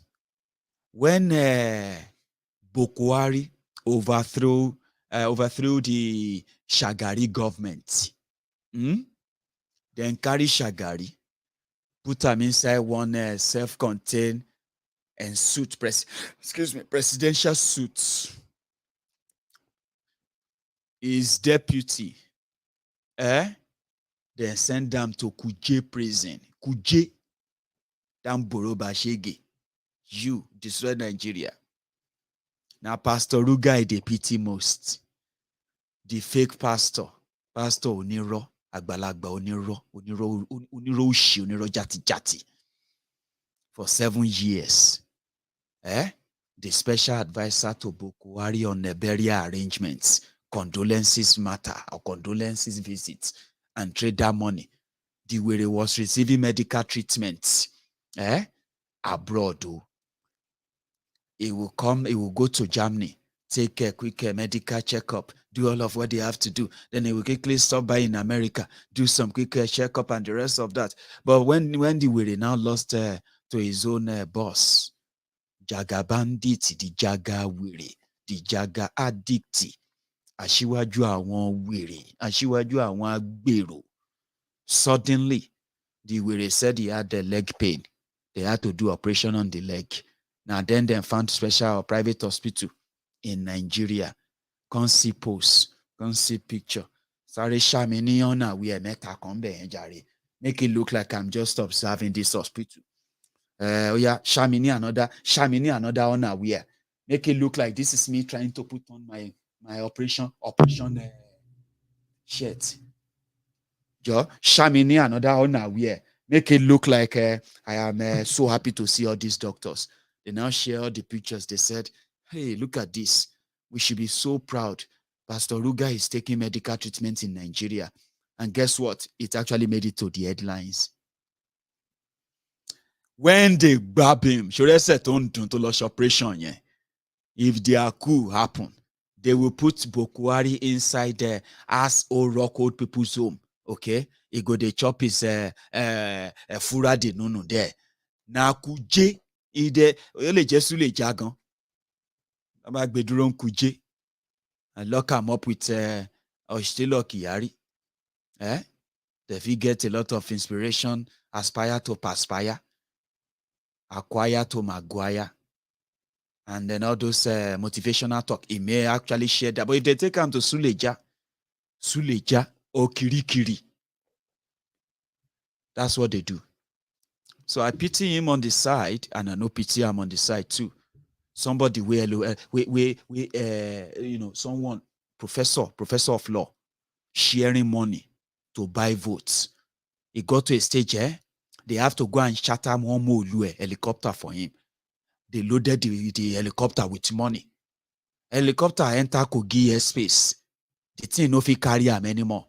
Just 30 minutes flight from Abuja to Kogi. Oh, the shopper yeni. The shopper crashed. This Pastor Ruga no see say God no like all this. You are a pastor. You are deceiving people. You cannot be doing all of this. This is ungodly. He didn't give up. He went on to go and share money in Kogi. And then he came back to go and do Thanksgiving with the balance of the money that crashed in the helicopter. So when this one is no be say when Eleshe Banji, no, they are all Eleshe. So when they come for them, if they have to use coup to as a saving grace to ease them out from them, I mean, to protect Bokwari from being held responsible for his crimes. Bokwari has killed more than 30,000 Nigerians. Bokwari is a war criminal. Bokwari, Malamu, Pastor Ruga, APC, Egbekegbe, majority of their key players, they are war criminals.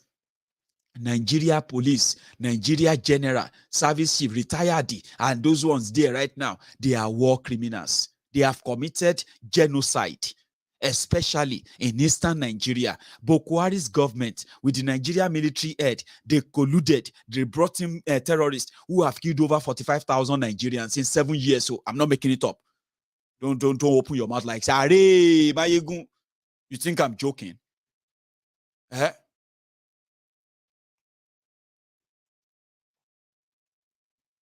I'm not joking. Because they never get to your side. You are pretending that it's not your side, or you are because they haven't kidnapped you yet. No joke. You see, from that statistic, right?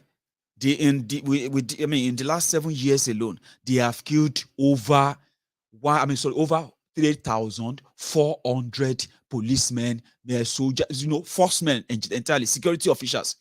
Whether na soldier, whether na DSS, whether na NSDCC, what did they call them? Police. Terrorists have killed over 3,000 of them. So if I tell you that they have killed over 45,000 Nigerians, you think I'm making that up? No joke.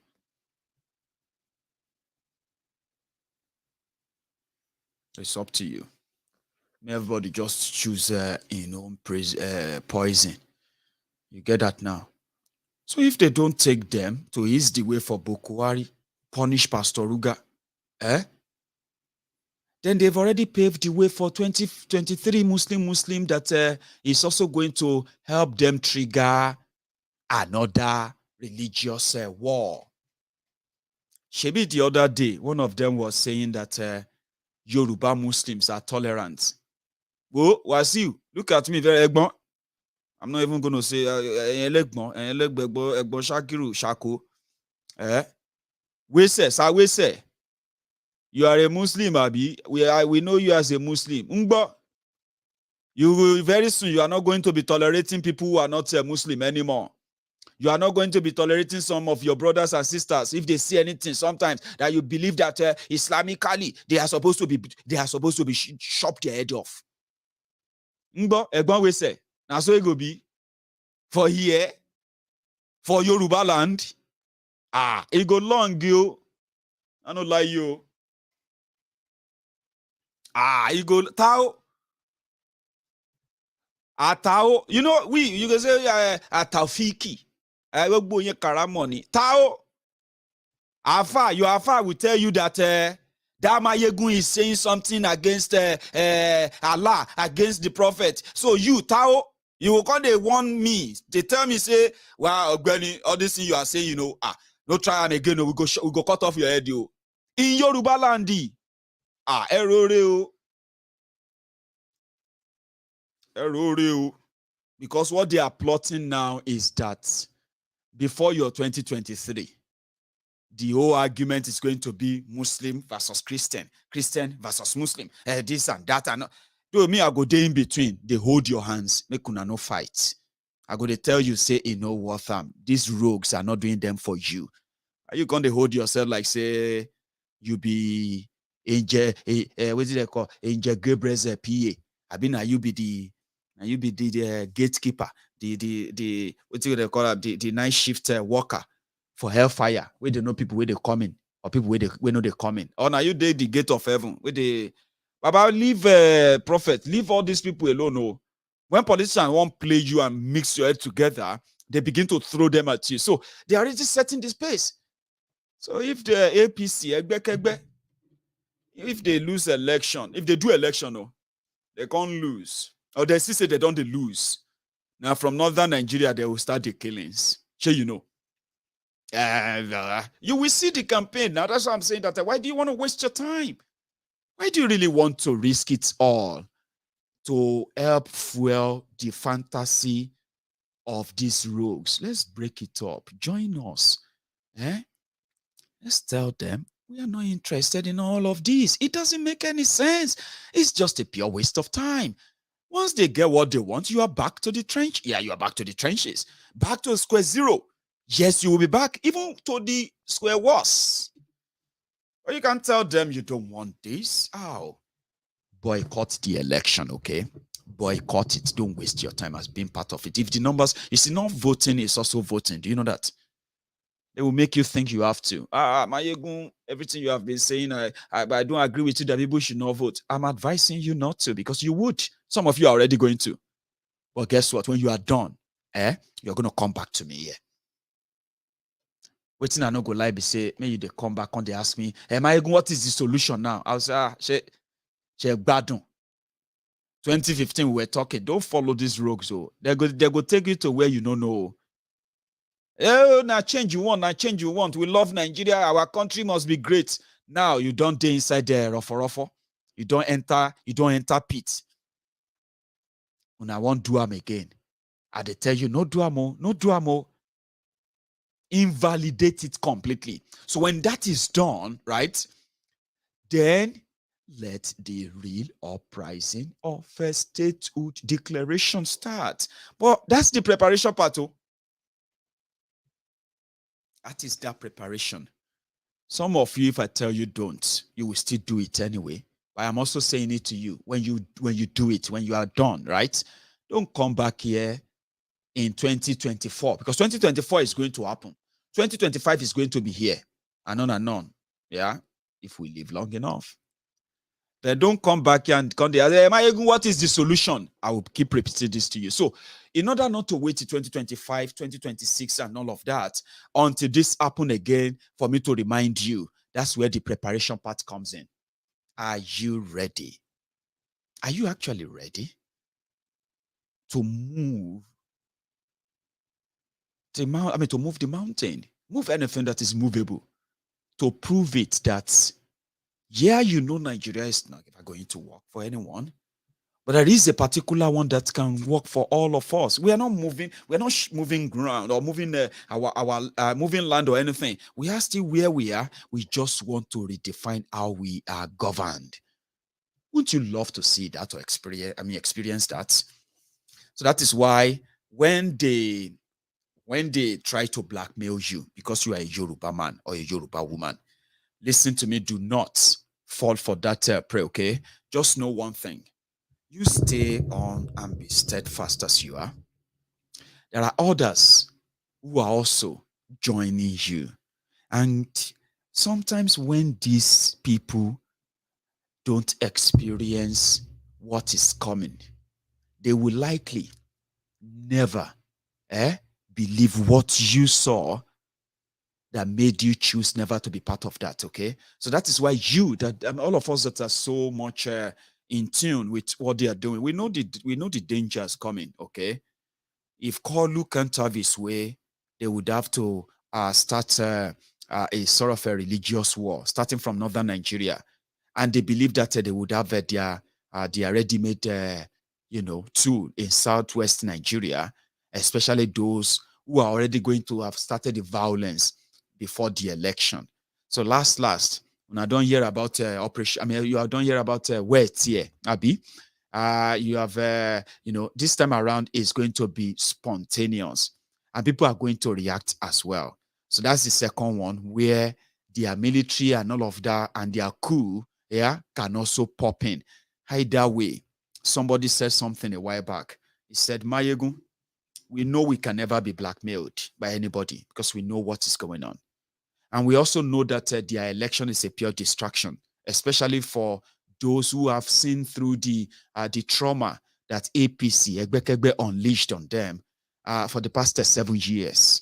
But we know it's a distraction. But sometimes, right, if they don't experience what it means to get burnt again, right, or even if Nigeria, if Nigeria doesn't happen to them, sometimes it won't make these messages meaningful to some of them, because this is so recent.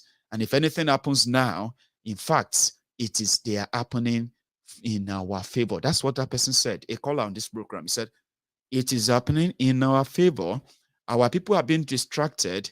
Our people are being lied to, and our people are being blackmailed to accept what is not in their interest whatsoever, right? They are not being given any choice, okay?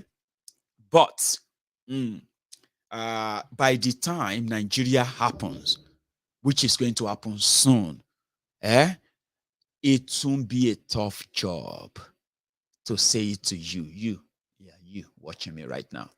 It will be so easy when next I tell you, right? Yoruba nation or Nigeria, it will be so easy. You are going to choose Yoruba nation. I believe that. But sometimes it will take an accident, a recovery that you will later call a miracle for some of you to meet that reality. Whatever they are giving you to sniff into your your noses right now, yeah? The Kool-Aid, it will fade off soon. You will see it so clear. And at that point, you are likely never going to be lied to easily anymore. Many of you, you've never liked my face for so long. I'm talking about the Lagos Abobakus and all that. But you see all these things I'm discussing with you, I am actually trying to save you. I'll keep saying it. I'm trying to save you from your own ignorance or greed. But if you ended up in the dragnet of what you want to drag yourselves into, right? You are not hurting me. In fact, if I tell you to drop that one Nigeria they are forcing on you, or you are forcefully embracing, right, and pick up your real identity, the real you, who you are, if I tell you to do that and you do it, you are not doing me a favor. You are not doing anybody a favor. If anyone tells you, right, that listen, the Nigeria that you see today, with the level of the rogues that are in charge and the rogues that are lining up to be in charge as well, they don't mean well. The end result will be calamitous. And then you listen and you do the right thing. You are not doing me a favor, right? You are doing humanity, not just yourself, or humanity a favor. If there's something you would do, how about you do that now? So you are not up. You see, if somebody says join Yoruba nation and you say no, you are not hurting anybody, okay? But yourself. If they say do it and you join, you are doing anybody a favor but yourself. In fact, maybe you might be doing the generation after you some great favor, like your own children, right? But if you think listening to the truth, doing the right thing, never allowing yourself to fall into that trap of blackmail, shebi Yoruba niyi, they are all bad. All of them are bad. But when we say ọmọ lè ṣe díbẹ̀bẹ̀rẹ̀, ká lọ fi ilẹ̀kẹ̀ sí di ọmọ ẹlòmíì. We are all Yoruba. See, these people are all doing the same thing. Yoruba, the Igbos are supporting their own. Hausas are supporting their own. Why is it that they only the Yorubas? They are trying to blackmail you. Okay? Tell them. If they say the Igbos are supporting their own, tell them you are not from Igbo land. Whatever makes Igbo support their own, now them. Meanwhile, it's not true. Have you ever seen where Igbos, they beat their own politician? You don't want to do that, Abi? The other day, a Yoruba man said, Aregbesola, the way they run away. In Germany, Ekweremadu ran. They ran after him. They collected his cap. Now them invited him for Yam Festival. Honorable Minister, Yam Festival, come Yam Festival. He came to Yam Festival and a beating. So one weary, one Sule Igbira, one Sule Omugo, and one Mugu, this Indomie generation morons, will tell you that the Igbos are defending their own, and you, as educated as you are, you're like, that's true. If you care for your children, if you care for your life, the first set of people to run away from are the people with the brooms. APC, Egbekegbe, they never meant well. This is not even like making things up. It is what it is.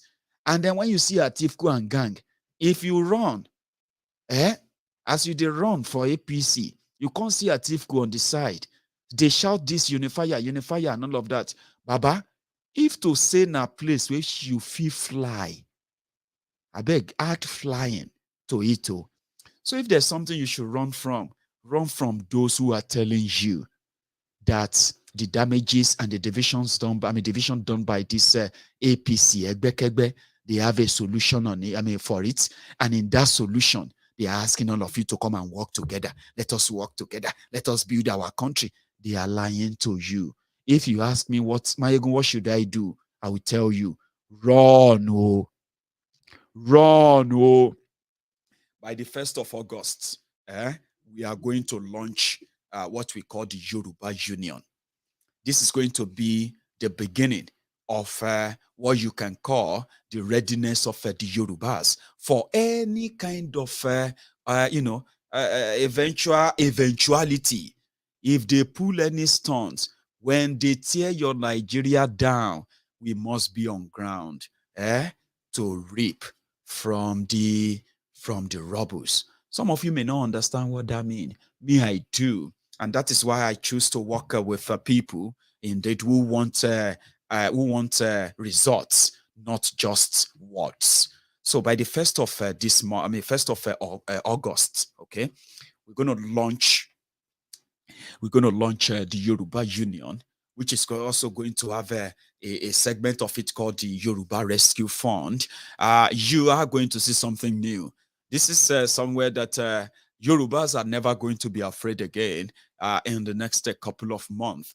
Yorubas are not going to be afraid again to converge. They are never going to be afraid again to mobilize in Yoruba land, right? We are going to do something that has never been done before, okay? We are going to bring the Yorubas out this time around, just same way they are bringing you out to come and profess loyalty to the same hegemony that is, that is enslaving us, milking us, looting us, and sadly killing us. Do you get that now? So we are going to have something like that, something huge. We're going to have a full soldiers who are going to be well remunerated. When I say well remunerated, I mean these people who have access to the proper resources to do the evangelism. Should you they prepare for 2023, Abi? We self go to prepare with you. So when you now manage to get to that your 2023, as the APC, Egbekegbe, as they are also, as they are planning for the burial of the reasonable people, especially in Yoruba land, and bury our future, bury us and bury our dreams and our culture, whatever it's going to take, many of us are going to rise. We're going to rise. You're going to see us. You're going to see them, and you're going to see what we are capable of doing. Yorubas are going to come out. And they are going to come out for one thing and one thing only. They are going to demand for Yoruba nation. They are not just going to demand. They are going to get it. And the process for it, you will watch them start it. But first of all, get yourself ready. Warm yourself for it. Because when it is time to go for it, August 1st, the 1st of August, you must never be found wanting. So we won't be talking. My team said they want to be acting. We want to have results. And then to have results means that you must at least have the resources to do that. So to my fellow Yoruba brothers and sisters, especially on this Temple of Truth, please have this in the back, the back of your mind, okay? A day of reckoning is near, and you, as a soldier of freedom, I am asking you now to get and begin to polish and clean your armor. You are going to wear the armor of can do. It's called the can do armor. We will, you say, yes, we can, and yes, we will together. I was planning to take a few courses tonight, but it seems that I actually stretched it a bit further than usual. So what I'm going to do is that I will still take calls, but that my call is going to be taking just 2-3 calls, and then I will call it a night. But before we do that, let me make some tea. When I get back, I'll take the calls. You can still like the video, and I'll be back.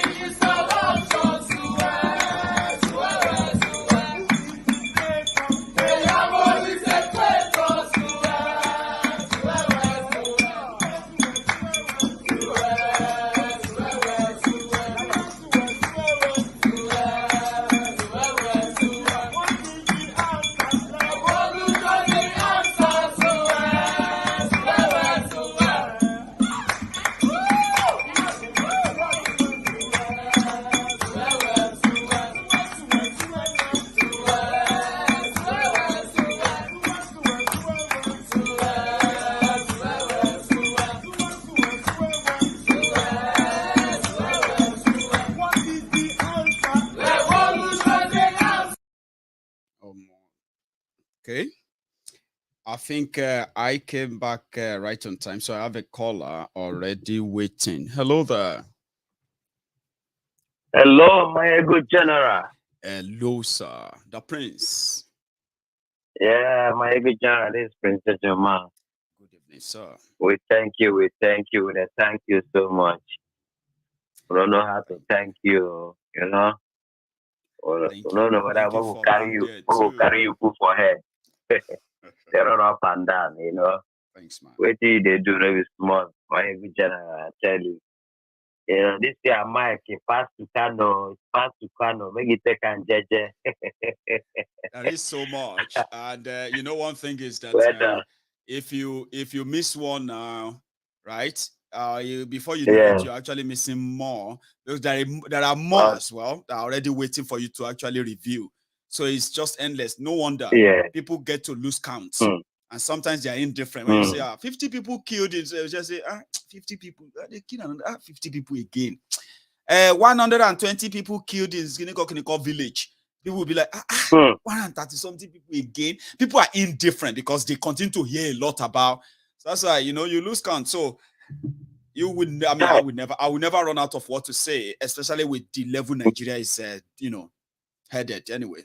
So Maiyegun, thank you so much for your diary. Thank you. When you rewind us back to 2011, when 400 people were killed. Yes, now. How many people even remember that now? Or did I just remind all of you? Election. Because you remember all those eight coppers killed in Bauchi? They killed them because they said coppers rigged the election for Jonathan. That's how they killed many of them. Students, everybody, all over North. Some of them are watching me right now. Mostly, apart from those coppers, most of the people that were killed there are all Christians.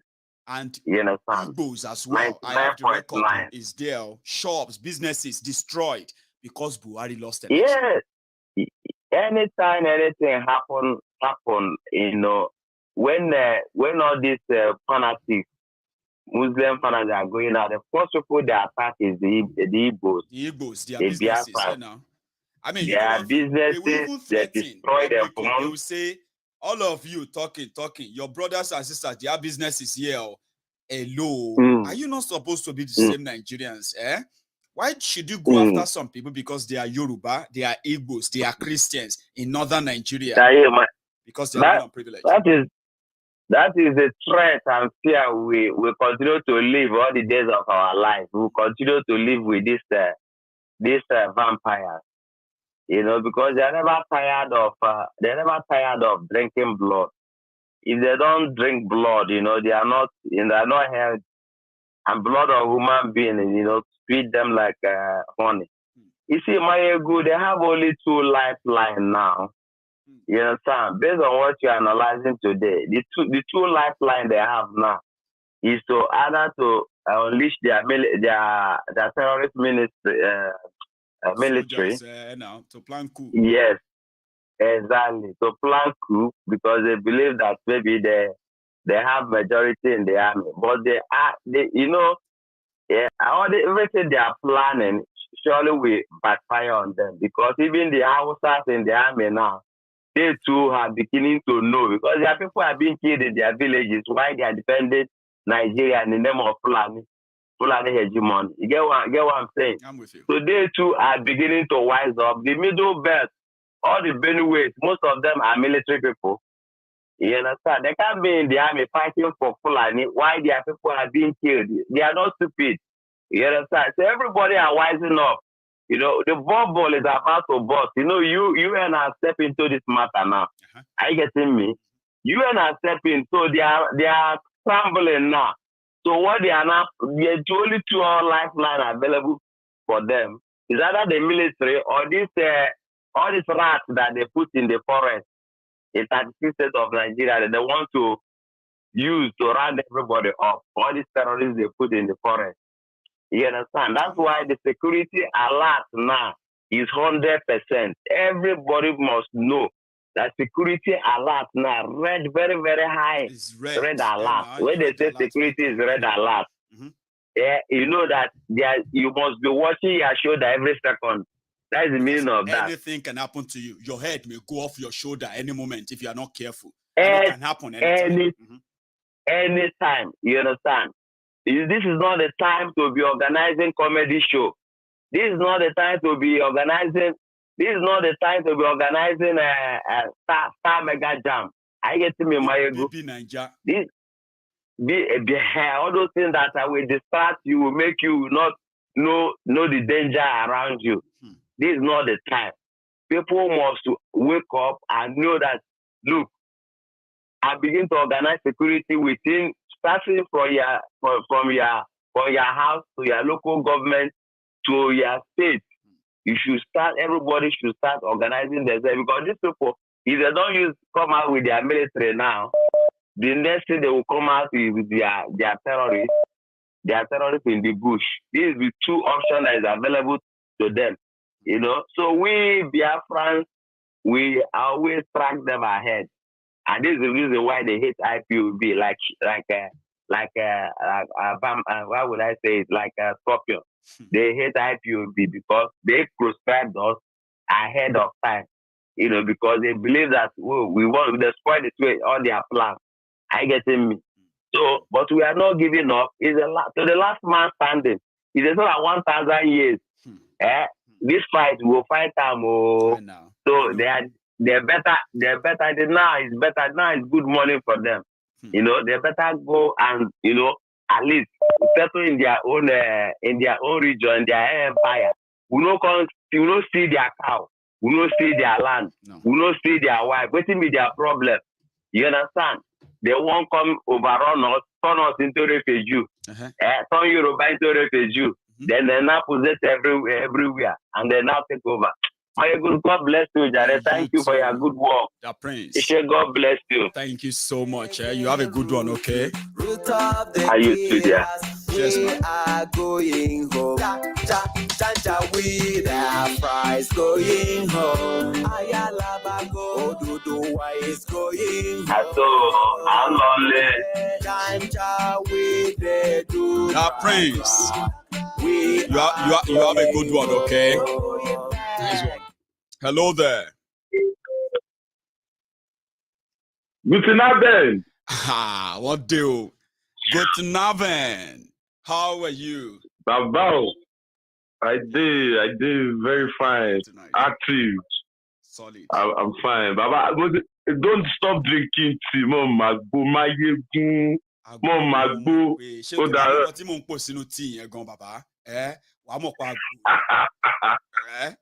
Because I'm there. Kí ló ti ń pè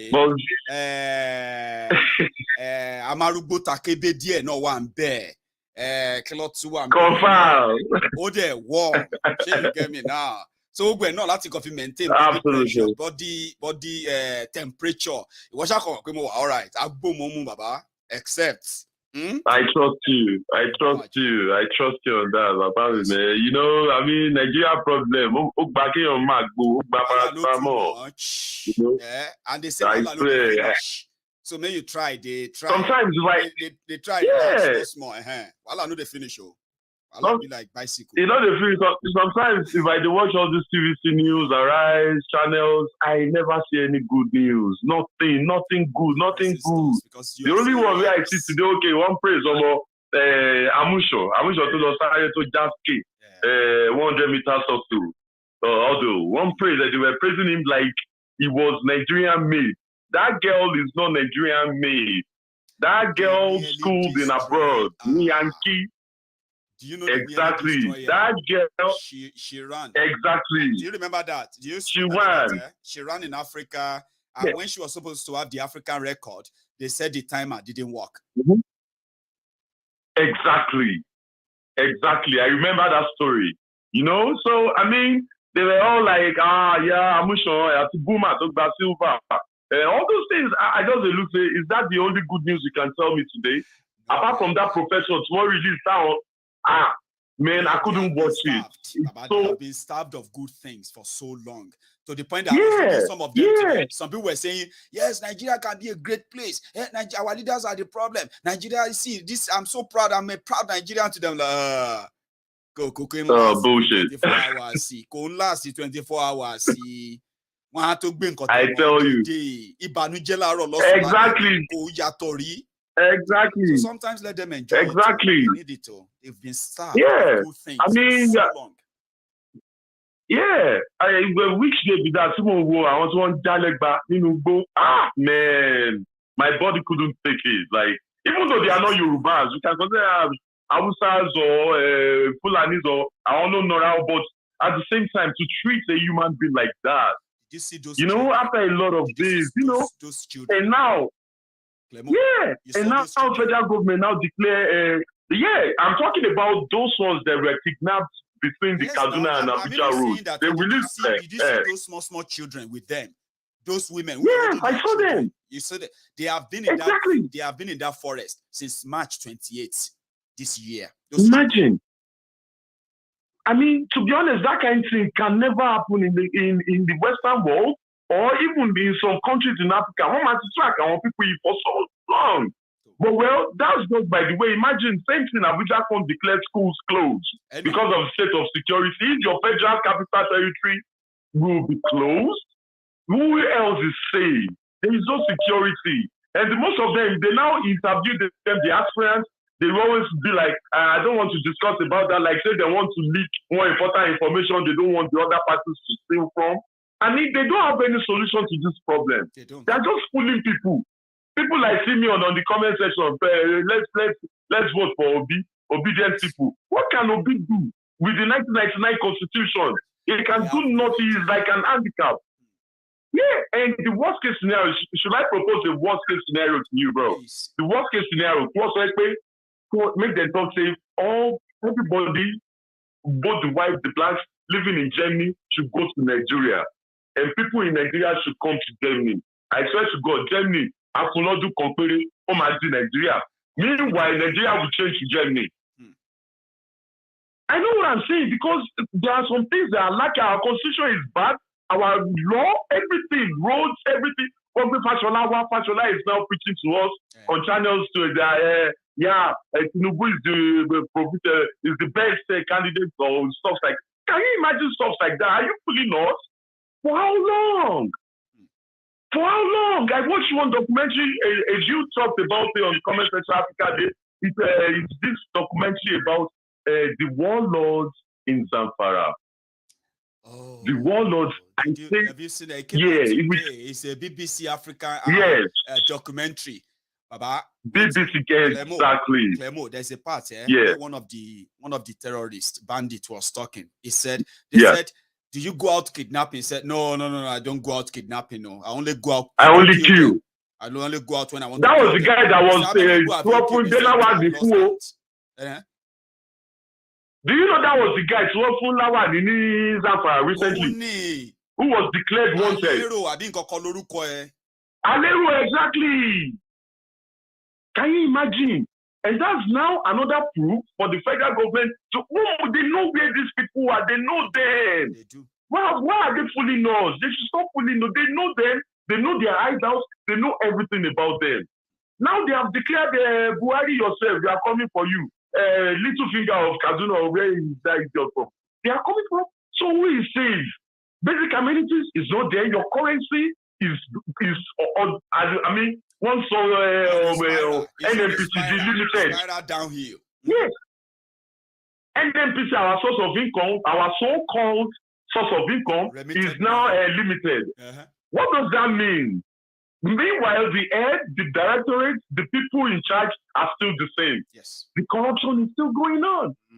In a good country, they should have thought about refinery. Road refinery. And one Barabi go káàkiri like a super power to lose over Zambia. One give out balabala, want to score. Now, Baba, I don't want to take your time because you still want to pick up some other calls. But in my own mind, Yoruba nation. But add what you want to add. Yoruba nation. Clemo, please. Baba, we need to just focus our mind on Yoruba nation. There is no any other option. For the obedient fellas, you have the right to choose. That's normal. I want to Tinubu, you have the right to choose. Exactly. But this thing is a common sense thing. Thanks, no thanks. No apologies. No, we can give money and make him over my software. Thanks.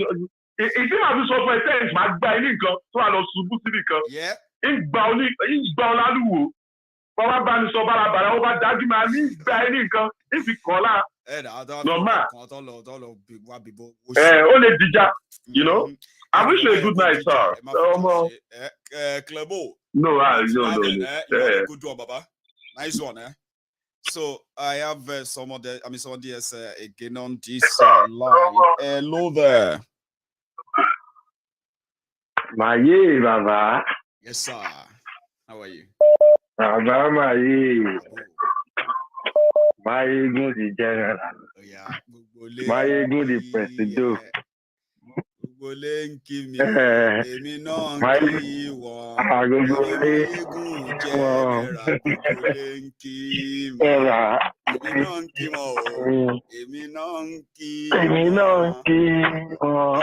Ayé bàbá, ẹsẹ̀ ẹ̀kọ́ bèrè àwọn ọmọ mi kọ́ ń bẹ̀ àtìyà. Akú ọlídé ọ̀sẹ̀ wọlé mẹ́fà. Iṣẹ́ ni láyé ọ̀tọ̀. Ọ̀sẹ̀ mẹ́fà yẹn. Gratitude should be a special job. Baba, I don't book your boy for good 4 weeks for camp. Yeah. That's good. Sorry, Baba, you there? Oh, network again. What? Hello? Nah. Baba, can you hear me? No way. Okay, I'll go take another one. Then hopefully I'll get him back. Huh? Hello there. Maiyegun, one name. Good evening. One name. Good evening to you. How are you, sir? I'm fine, Maiyegun. You still remember me? I think I do. I am the first person that called. No, I'm the first person that called you one name on this program. The first Igbo man that called you Maiyegun one name. I told you I had a baby boy. Okay, I think it's coming back now. It's coming back. It's been a while. I've not heard from you in a while now, by the way. So are you, sir? I've been trying to call sometimes, but the network is like every time I'm trying to call, it's like the whole world is on your channel, so I can't get to you. It's just it's a work on its own. So I just cooled down and listened to the program and participated as well. Maiyegun, see about what you're saying this evening. My brother, it has come to the extent where I don't blame the politicians anymore. I blame the Nigerian youth that don't want to revolute, don't want to rise up and take their destinies in their hands. They are seeing what is going on, yet they don't want to rise up. I'm fed up of every day, tell them what is going on. They see it happening every day with the development in the country, and they don't want to take any decision. They don't want to revolute. They don't want to rise up and take their destinies in their hands. Excuses and all that. Nobody wants to die. If you talk, they'll tell you should come back from abroad and come and start first for them to follow you. So now I've decided to keep quiet and be looking at them. It will come to a time where dog will eat dog. Then now, it's either the ancestral dog will survive or the Doberman will survive. Or the Rottweiler will survive. So it will come when dog will eat dog. That time they will know there is no way. The survival of the fittest. They are already using that language. They will tell you Nigeria is the survival of the fittest too. But guess what? So when it gets to that time, them themselves will take their hands. Yeah, you know something I want to add, yeah? There's something I figured out that when people believe that they are tougher because that's what Nigeria does to you. It makes you feel like you are tough. So you adjust, you get used to all this hardship. What I figured out is that although people are thinking that they are strong to face all these things that they are facing without fighting back, or they are actually getting their mental health destroyed or damaged. A lot of people have been damaged mentally now, simply because they don't know that. They don't know that the more they keep saying they are tough, is the more they are getting weak. They are weak. They will get to the extent where they will accept every nonsense, everything that comes. They will take it because they have just decided to take it. You understand? So let them keep on being stupid. To come to a time where the youth, when it gets to that dog eat dog, they will not get up by themselves. The Yoruba youth will stand up, the Igbo youth will stand up, the Middle Belt youth will stand up and raise their flags by themselves and say they don't want Nigeria again. That's how it's going to happen. You see it. Well, already people are running. People are running away from Abuja. People are running away from Abuja. People are going back to their hometowns from Abuja. You don't see what is going on. I see. They made an announcement. People are beginning to go back to Abuja. Schools should be shut in Abuja. Federal capital. It's like saying schools should be shut in Berlin, or schools should be shut in London because of insecurity or more. I am so pissed off that I don't listen to it about that country again. Nothing good comes out of that country. The only good news I've had for months about that country is this Amusu girl that carried gold and the message to Nigeria about Mazin and the Kano. That is the only good news I've had for a very long time about that country. So thank you so much for me now. One name, thank you, my brother. God bless you. It's good to hear from you again. Okay, so let me hear from Osita. Osita is one name, the number. That my brother, sir. Osita. How are you? You are everything and everything. Thank you. Because I've got you. I've got people like you, a lot of people like you that kind of inspires me quietly, even though if I don't make noise of it. But it reflects, doesn't it?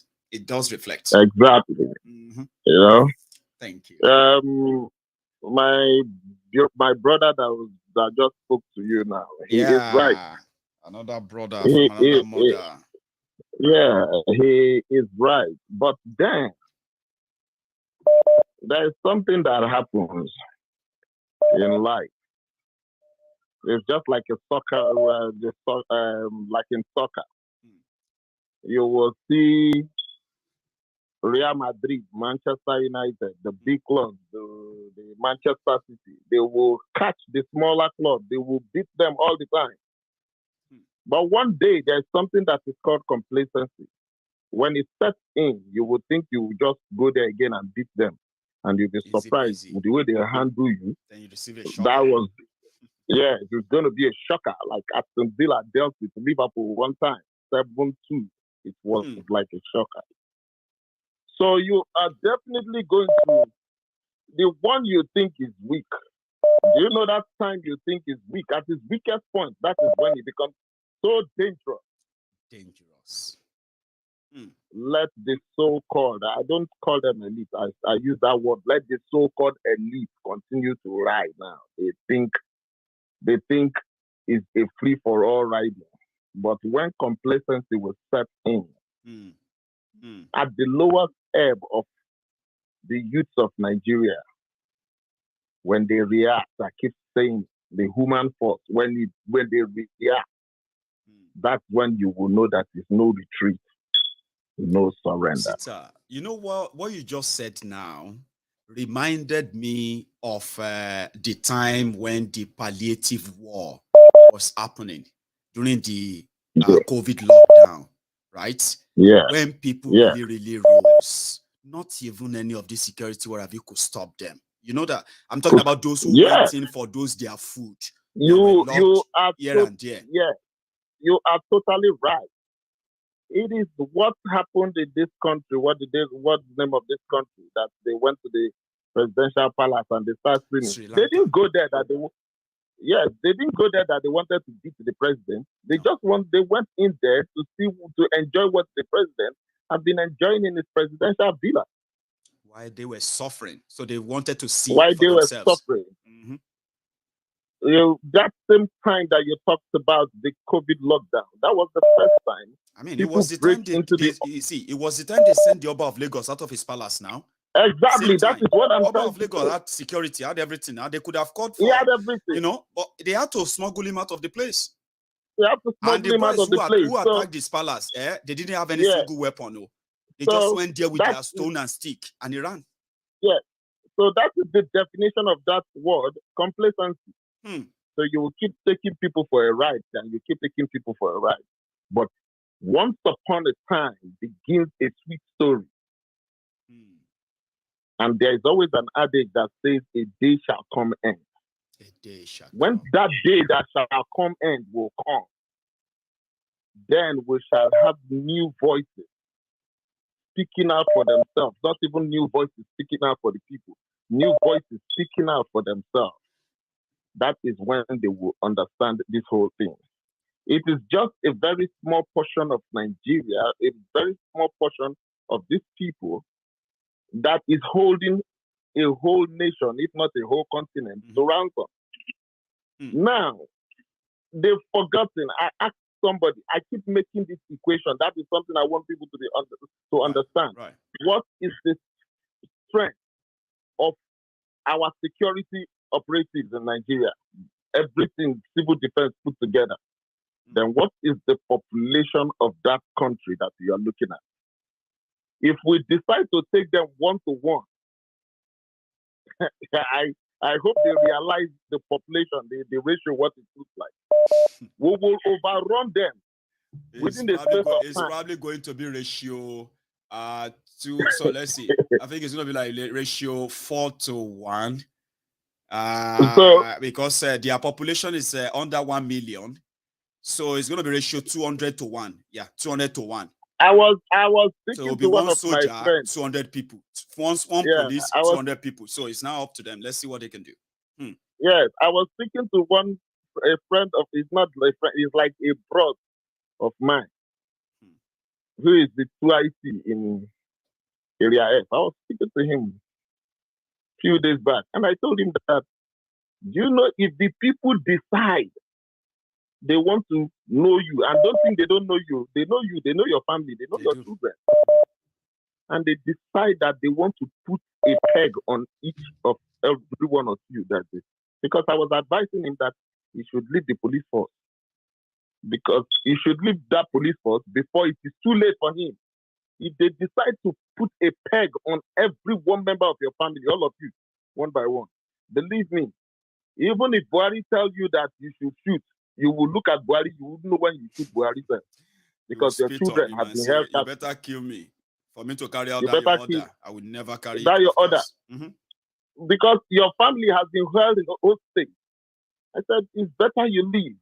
So this thing that we are doing, I can only say, let us not stop talking. No matter the abuse. On my page, if you see the abuse on Instagram, if you see the abuse, but it doesn't take anything away from me. No. Because I keep telling everybody that cares to listen. If it is me, I am okay. But I can never be okay, and my people are trapped in that particular place. There's no way one will be. It is, yes. Even if I have the ability to bring all my people, can you bring all my village? People, can you bring the whole town? Will I bring the whole village? Will I bring the whole town? So that means it is anybody that is living abroad that thinks, oh, I've escaped. What am I going to do? But you're only just being stupid. Have it at the back of your mind that part of you is still there. Back home there. And they can always reach you through them. And that is the reason. And that is the reason I appreciate you as a person, Maiyegun, because you have never thought about it to stop talking. Even when you had that, I call it little crisis. I told you that time that was little crisis. You were not deterred. You were not moved. You still kept talking. And in that same manner, let us all follow that same attitude of keep talking. Let us not be discouraged in anything. This thing I tell people, this war is for us and not for any other person. That's true. Thank you very much, my God brother. God bless you, Sita. God bless you. I appreciate that. So I have another caller on the line. A quick one. Hello there. Maye General, the 10-star General. That's Rodney of the Rodney. How are you doing? This is Rodney from London. That's right. We praise God. And you? I'm very well, sir. Thank you. How is my family? We are all fine, sir. Egbon is fine, man. Egbon is back. Oh, is it? He's probably watching as well. My brother. Yeah, I'm sure. Baba, God bless you, my brother. I'm talking to Rodney right now, and I bet you're probably just smiling, right? If you are watching. So, Rodney, you will deliver my message, sir. Yeah, tell him so that I ask of him. I will deliver your message. I will deliver your message. Yes, sir. My brother, God bless you. You see, we've come so far on this journey. Yes, sir. That now we know that Fulanis are everywhere in Yoruba land. They are everywhere, next to everybody, in Yoruba land. But one thing, because I agree with my two Biafran brothers that spoke, Osita and the other one, I totally agree with them. And I believe that we must continue to lift our voices up on every social media platform to remind our people that it doesn't matter how many trailer loads of Fulanis they bring from Futajalon to come and kill the Yoruba people. We still outnumber them. Yes, that's the point. And when we see all these horrible things, the horrible killings that these people that they are doing, in Yoruba land, they are not taking it easy at all. They are just. They actually kill in a way that they want to make the people afraid. They kill one person in such a nasty way that the whole blood is flowing. In a barbaric, fearful way that you will be like, what could be the problem that you actually do this to human being? What? These animals. These are animals. They are not humans. So what I want my brothers and my sisters to put in their mind as Yoruba people is remember all the pictures that you saw, all the videos that you saw when you storm these people's place in those bushes where they are hiding. Yes. Remember these pictures and make sure if you roast them, I will be one of the people who will eat. If you call me and say today the war is starting, I will buy my ticket and go back home, and I will be at that war. I've met with you. I've met with Egbon, and I can actually confirm what you are saying right now, just in case people who don't know you. But yeah, you know one thing. What I told people, Rodney, I said I have met with few people, right? I've spoken to a lot of people as well, and I have met with Yorubas who told me one-on-one that this thing is so personal to them. Some of them said some of these attacks happened in their villages, and it's so personal to them because they are far away from home, and they feel so bad that with their experience and all of that, they couldn't use that to save the people back at home. And they are saying that when they realize that people are working together to provide a platform for Yoruba nation, this and that, they are willing to offer their services. Rodney is one of them, by the way. Go on, sir. I'm telling you, my brother, I am willing. I'm ready to go back to my own land and say, look, because the way they do this thing is like people are just anyway. I know that the Yorubas are rising up, and I want people who keep saying, "Oh, we are scared that they will kill us. We are scared that we will die." I want you to realize that they are already killing you. Already killing you. Look at the way they are killing you. They don't. Did you see the photo of the twins, the beautiful twin girls? Oh my God! It ripped my heart apart. Look, these people are not human beings, and I believe that as we all keep seeing, they are actually helping us. And I agree with Nigeria. Can't tell us why we want to leave Nigeria. Then we say, what is left? Why are you keeping us? So they should continue. They shouldn't stop. My brother, I agree with what you said some minutes ago. When you said now, when you see 50 people have been killed, you just say, okay, they're not going to reach the 200 of day before yesterday. 20 people have been killed. They're not going to reach the 50 of yesterday. See one policeman that they caught this guy anyhow in his neck. I don't know if you saw it on Koiki Media status. This guy, that's what they do now. They mash people in a way that you can't recognize them. And they said the reason why they do that is that when you come and carry the people they kill, and you see the way they do them, if they tell you that the Fulanis are coming, you will run. You will not try to fight them. They said they do that intentionally. And I was like, okay, we shall see. You got it. We shall see. You know what I mean? Our people realize that so far, they only carry out attacks in covert manners. They don't just, if you want to fight war, declare war. Russia wanted to fight war. They declared war. They declared it and they came the day they wanted to come. Don't come in the middle of the night. Don't target vulnerable people. Don't go to people somewhere you know that they don't have anything to defend themselves. They can't deflect. Come on. Yes. When we see the way they are attacking people, we understand that they know that we are stronger than them. Yes. If they did not get that, let them get it now. That we already got the message that they know we are stronger than them. And my brother, the day I hear the bell that it is time, oh boy, I go buy my own ticket. I know. I go. There are many people like you, Rodney, you see? And then there are many of us like that too, that are always going to, be part of the people on ground when the time arrives, when the time comes. So I can tell you what we need is just to make sure that we have a foundation that can take care of everyone, right? Which will make every effort or every sacrifice.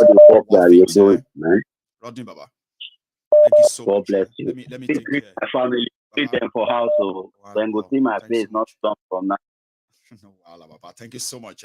So I was waiting for you, sir, and I'm glad you made it back. Hello, sir. Maye Baba. So, irúmọlẹ̀ ló sọ̀rọ̀ fáwọn bàbá. Kọ́yẹ láti wọlé padà, irúmọlẹ̀ ló sọ̀rọ̀. Irúmọlẹ̀ brother princess. Mo ní tìgbà sọ̀rọ̀ láì nígbà tí ní princess tí mi ní Bólú, tí mi ní princess tí mi ní Bólú, tí mi ní àwọn tèmi náà. Àbẹ́ ẹ̀gan ni bẹ́ẹ̀ de ìyàwó mi. Bàbá mo ṣe bẹ́ẹ̀ bàbá náà. Àbẹ́ ẹ̀gan bíi tí a ti arrange surprise dinner fún ìyàwó mi fún birthday bí ta lọ. Bá a ṣe jókòó tá à ń jẹun tá à ń ṣe gbé bàbá mo ń lísìn sí ìyàwó mi ní ìwọ pẹ̀lú Maiyegun ẹ̀yìn ta. Mo mọ̀ pé nǹkan tó ń gbọ́ nìyẹn níbi tá a jókòó sí ìgbà onímọ̀ rí. Bá a tún ṣe délé báyìí mo wá sọ line ní straight bí ẹ̀yin ṣe bí wọ́n lé o kí ló ṣẹlẹ̀. Mo ẹ̀ṣẹ̀ wọlé ní o bàbá káṣà máa dúpẹ́. Ẹni tó wá ṣe decoration all níbi tí a ti ṣe ìkómọléla right so mo wá lọ sí pé kí n tẹ yọjú sí wọn kó tó di pé party bẹ̀rẹ̀ now madam tó ń decorate all ló bá ní ẹ má bínú o ẹ jọ̀ọ́ ṣé ẹ̀yin ni Maiyegun mo ní bẹ́ẹ̀ ni mà ẹ̀yin lẹ gba ọkọ mi lọ́wọ́ mi alálẹ́ ni tí program yẹn ò bá tán báyìí kò ṣe ìgbà yẹn ló ṣẹ̀ṣẹ̀ máa sọ pé àgbẹ̀ kí ló sọ pé àbẹ jẹ kí ló ní bá mi ṣe lẹ́ǹkan yẹn so ẹ̀yin lẹ ń jẹ́ kọ́kọ́ mi ẹ wo ẹ jẹ mí lówó nìyẹn ẹ̀yin lẹ ẹ wo mi lẹ́wọ̀n rí bá ń lé mi mú everywhere kájà máa dúpẹ́ bẹ́ẹ̀ ká máa dúpẹ́ ìyá ń gbọ́ngà táwọn ọmọ mi ṣe rí ọ̀rọ̀ àwọn abí bí princess yẹn sọ lánàá bí princess yẹn sọ lánàá wèrè ń ṣe wèrè wọn ni wọ́n ya wèrè gan-an ráìpì wọ́n ya wèrè gidi. Baba make I just give people one small analysis.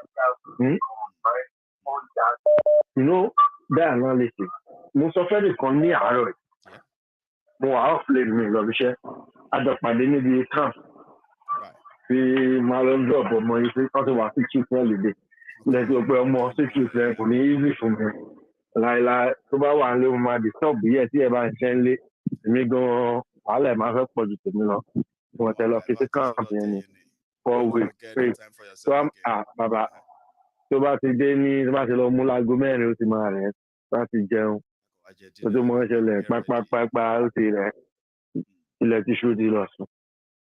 To cut the story short wọ́n bá máa pàdé àjọ ń sọ̀rọ̀ máa rí ní sùkọ̀ mọ́ mi Yorùbá ni wọ́n sọ fún wọn ṣe wọ́n sì kàn mú ní make I tell you one ní ọ̀rọ̀ Yorùbá nation kò lè wọ́ kíní kan ọ̀rọ̀ Tinubu kíní kan pé ká tẹ̀ consider Tinubu mo ní wá máa mi ibi tẹ́ èèyàn ti ń ṣe mistake mo ní kí n ṣe analysis fún ìsà bàbá mo jókòó mi ò lọ opportunity láti kàwé bẹ́ẹ̀ yẹn o because of the condition of Naija. You understand me? I'm with you, Baba. Nítorí condition ló yẹn bàbá nígbà tí mo wà ní primary school tí mo lọ primary school mi I came out with distinction nígbà yẹn bó ń torí pé popsi kò ságbára mọ́msí òun ni breadwinner mọ́msí mi sọ lọ kú nínú mọ́tò accident when I was just 10 years and some months lọ́nà láàrò bí ló ti ń ṣe káràkátà you go imagine that kind of life àbá mo kó ẹ̀pẹ́ inú kanáà ṣiṣẹ́ bíríkìlà àti gbogbo ẹ̀ hustle for life at least kí wọ́n lè jọmọ ọkùnrin but the system himself kí wọ́n máa dúpẹ́ but the system himself pẹ̀lú gbogbo hustle and everything bàbá I come discover say if you no still comot for that country you no get life èyàn ò ní life tó bá hustle tó kó gbogbo kí ni ẹjọ́ ọkọ ìṣẹ̀lẹ̀ lè gbé policy kan dé ńjọ́ kan bàbá it go just destroy everything it happen to me bàbá my importation business I do from Sweden before I move from UK spare part motor business mo ṣe bàbá lẹ́yìn tí mo bá yín sọ̀rọ̀ I still dey do cargo business with my job from 2.5 million naira bàbá wey I dey clear container from Nigeria without oilage Haulage is between 600, 650. That's the same time. Anybody to buy importation, cargo business. I'm a continuous story. Haulage is between between the pleasure. 650, 700. Clearing of 40 feet container. No. In Cotton Sheu tell. Okay. Guys, in Cotton Sheu tell. This was before January. Right. But when I was in Nigeria, January 24th. Right. By January 25th, Baba, one increment one strike, and one clearing agent. Simply want to increase new rate. One follow but strike here was like 3 weeks. Baba, Omomola will say importation. One year on importation business. One show spare parts. Tell me, show business motor. One kọjá wá láti ìlú òyìnbó, láti China, láti Japan, láti Germany, láti Europe. Na Yoruba people do am. Baba, na Yoruba people we say no one get. So I'm on this side. Important ṣe fún wa. Baba, today where I talk to you, container where I use 2.5 million naira to for Nigeria. Look at how much today. How much? Between January and today, 4.5 million naira without oilage. Is that not going to kill your business? Is that not what Baba, kills your business? Is not here. Baba, we say business. Baba, money more than 20 customers tó fún mi business cargo láti bí lọ sí Nàìjíríà lọ sí Èkó. Àwọn tó ń fẹ́rù lọlé. Baba, ìwọ̀nba àwọn tó kù ń sè, me myself, I dey feel for them. Tí bá wo ẹrù ẹlòmíì báyìí, mo ń lòdù ní Wednesday lọ́tùnla. Mo lọ kọ́ àwọn ẹ̀rọ kan ní Sensford lẹ́nu, ẹ̀rọ customer kan. Mo wo woman ẹ̀ pẹ̀lẹ́rù ẹ̀ tí mo fẹ́ lọ bá kó. Mo pé báwo mo fẹ́ charge woman? Èyí ló fẹ́ make lórí ọjà tó ń kó lọ sí Èkó yìí. But àwọn wọn care, Baba. They no send us message. Tell people destroyer ni wọ́n ti destroy ìlú yẹn. Àwọn èèyàn ò dẹ̀ mọ̀ mo sọ fún àwọn èèyàn pé that is it. Mo sọ fún àwọn èèyàn pé ìjọba Buhari wọ́n ti fi Nigerians àti Nigerians tó wà nú ẹ̀ wọ́n ti fi 70% ìyáwó lọ́wọ́ China. And they go back to that your analysis wey dey do. 30% ló mo fẹ́ try jù bẹ́ẹ̀ lọ kí n break ọ̀rọ̀ gbèsè yẹn down lálọ́ ní issue audio yẹn lẹ́ẹ̀kan yẹn ó pàdé ó distract me a bit. Tí bá sọ fẹ́ lò mí bàbá they look me say wetin this kind of talk ó ní wọ́n ti fi yíyáwó 70%. 30% ló kù. The next thing tó lè ṣẹlẹ̀ ní pé wọ́n gbá máa tún tètè ya tàn yẹn wọ́n dànù kọ́ parí gbọ́gbà ṣe lórí. Bàbá the next thing my look no like for us anybody Naija tó wà nù Naija yẹn tó bá fẹ́ gbọ́ kó máa gbọ́ àwọn olórí kunkun àwọn wèrè wọ́n tẹ̀lé ti Tinubu òbí wèrè àti fóònù àti gbogbo ẹ̀ yẹn kó máa gbọ́ ọtún mọ̀ Baba, I get opportunity to know Atiku when Atiku was Controller General in NACO. Baba, every Friday, then they take more than 5-6 Ghana must go, they bring money. If you don't take a GO, confirm and they tell you. Baba, I know people with me and them, but I want to do a little comment. There is no person where they talk. But I don't want to review my name because you see this comment, this man just talk. If I review my name, a lot of people go know me. They know boy,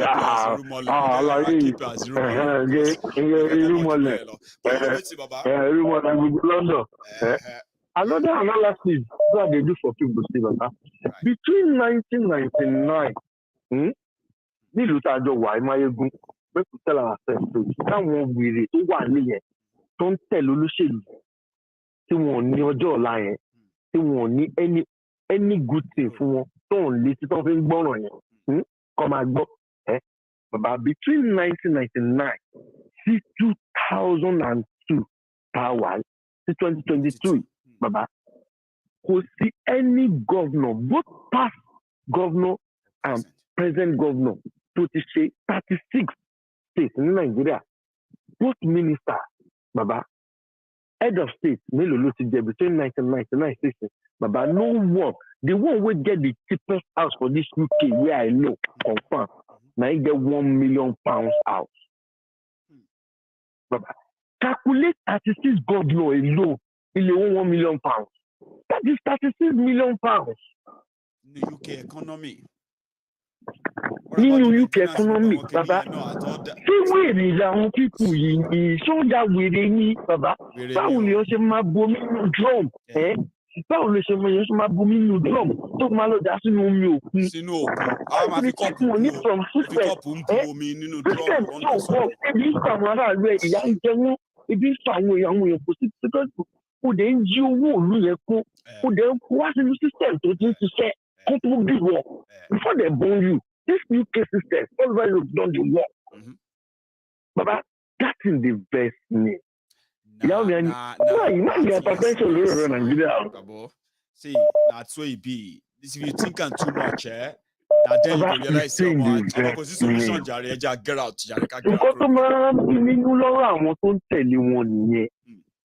Baba, no governor, Baba, me I challenge them for Nigeria. No governor will no girls for this UK. And as they get time for UK, then get time for America. Baba, buying make we no go America. Make we no go Dubai. Make we no go South Africa. Come on, South Africa. Come on, Dubai. Come on, Germany. Come on, Switzerland. Only UK, British, Baba. The cheapest house only over £1 million. Baba, near my area for elephant and castle, Baba, go there. The Nigerian police and buy elephant and castle, almost 80%. Lower. Baba, the cheapest house where you see there starts from almost £4-5 million. Confirm, and they tell you. Baba, and most of this house, they know the Israel.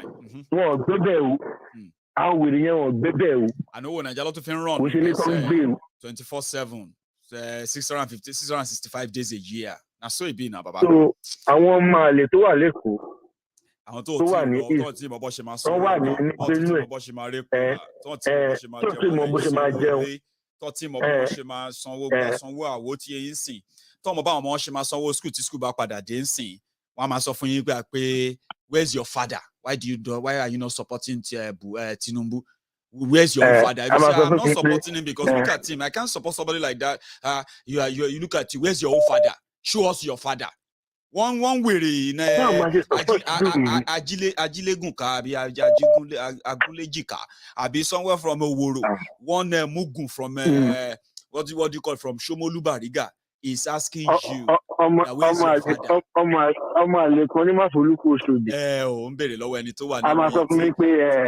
your father? Where's your father?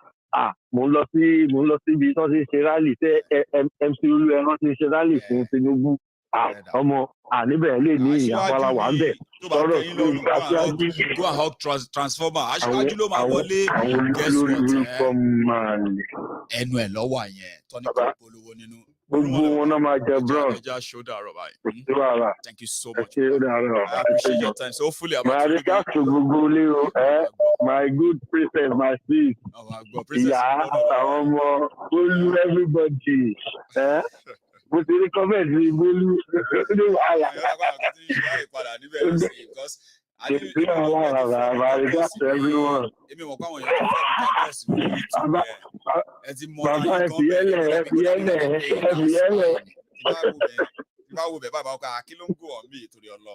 know.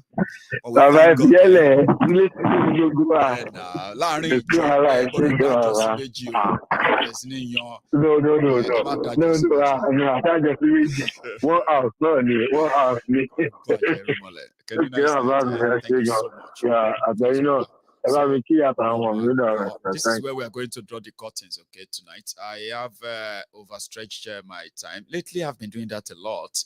And I just have to, to be grateful to this family of mine who can indulge me to this late hour. So this is where we're going to draw the curtains. I'm going to see you some other time. If you are just joining us or if you joined us midway, you can watch this from the start. That's where the sweetest, the juicy part started from. Then in the middle, call it sweet in the middle. Yeah. So above it all, don't leave without leaving your offering. Like the video, share it, subscribe if you haven't. And I'm going to see you some other time. Good night.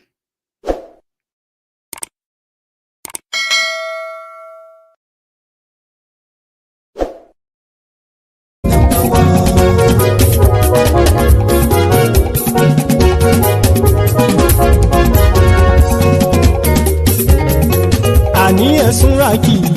Maiyegun ti dé. Maiyegun ti dé. Ọ̀jẹ̀lú ẹ̀sùn ràkì. Maiyegun ti dé. Àní ẹ̀sùn ràkì. Maiyegun ti dé. Lórí Facebook. Maiyegun ti dé. Àní ẹ̀sùn ràkì.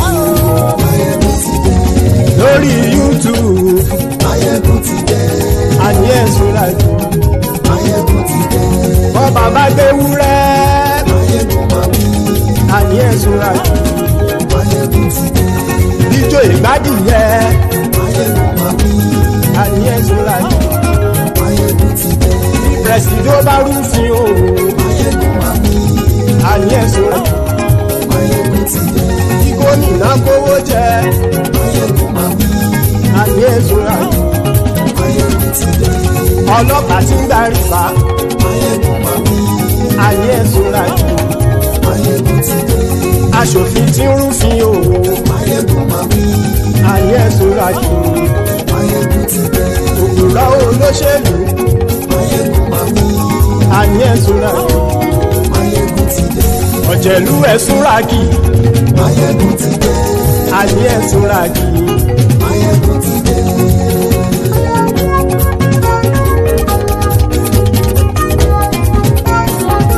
Maiyegun ti dé. Gbogbo ọ̀jẹ̀lú ẹ̀sùn ràkì. Maiyegun ti dé.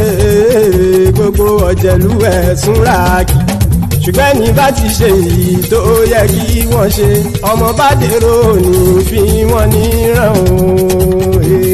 Maiyegun ti dé. Gbogbo ọ̀jẹ̀lú ẹ̀sùn ràkì. Maiyegun ti dé. Gbogbo ọ̀jẹ̀lú ẹ̀sùn ràkì. Ṣùgbọ́n ní bá ti ṣe èyí tó yẹ kí wọ́n ṣe, ọmọ bá dèrò ní fi wọ́n níran. Wọ́n fowó bẹ́ẹ̀ o. Maiyegun ó sọ pé wọ́n ò bẹ́ẹ̀. Wọ́n fowó bẹ́ẹ̀. Maiyegun ó sọ pé wọ́n ò bẹ́ẹ̀. Oníkan ṣáàtì ṣe èyí tó yẹ kí wọ́n ṣe fáwọn ará ìlú tó gbé wọn débẹ̀ o. Maiyegun ti dé. Gbogbo ọ̀jẹ̀lú ẹ̀sùn ràkì. Maiyegun ti dé. Gbogbo ọ̀jẹ̀lú ẹ̀sùn ràkì. Ṣùgbọ́n ní bá ti ṣe yìí tó yẹ kí wọ́n ṣe, ọmọ bá dẹ́rọ̀ ò ní fi wọ́n níran. Kì máa yí ṣe eré, ọ̀rọ̀ yìí kì í ṣe ẹ̀fẹ̀. Kì máa yí ṣe eré, ọ̀rọ̀ yìí kì í ṣe ẹ̀fẹ̀. Ẹni bá ti lè lẹ́bọ̀ lẹ́rù o, ọmọ bá dèrò kàṣàyè tú wọn síta. Maiyegun ti dé. Gbogbo ọ̀jẹ̀lú ẹ̀sùn ràkì. Maiyegun ti dé. Gbogbo ọ̀jẹ̀lú ẹ̀sùn ràkì. Ṣùgbọ́n ní bá ti ṣe yìí tó yẹ kí wọ́n ṣe, ọmọ bá dẹ́rọ̀ ò ní fi wọ́n níran. Tẹnitẹni ọmọ Maiyegun ọ̀rẹ́ ara ìlú mọ̀mọ́ ni mo fọlọ́run ṣọ́ ẹ̀ bá kìlẹ́bù. Lóòótọ́ olódodo ìlú ọ̀tá ìlú mọ̀mọ́ ni ìwọ ṣá máa ń ṣọ́ra kò sì mọ́ bẹ̀rù. Bọ́tà ń lé ibóníṣègùn lé káwọn mọ̀mọ́ fi ṣera wọn ni ó ti dẹrùn tí wọn ò gbọ́dọ̀ sì mọ́ bẹ̀. Èèpo ọ̀bọ lọmọ bá dérò tàjẹ́ ò gbọ́dọ̀ jẹ́. Ó ti jọba lórí àbínú ẹni kò sì mọ́ fòyà. Àìsíwọ́lu ní ẹnìkẹ́ ìgbódì ẹyin lábàrá o, ó kó ẹni tó bá dán o àkàmù. Maiyegun ti dé. Gbogbo ọ̀jẹ̀lú ẹ̀sùn ràkì. Maiyegun ti dé. Gbogbo ọ̀jẹ̀lú ẹ̀sùn ràkì o. ẹ̀yin bá ti ṣe èyí tó yẹ kí wọ́n ṣe ọmọ bá dèrò òní fi wọ́n níran o. Maiyegun ti dé gbogbo ọ̀jẹ̀lú ẹ̀ súnra kí. Maiyegun ti dé gbogbo ọ̀jẹ̀lú ẹ̀ súnra kí.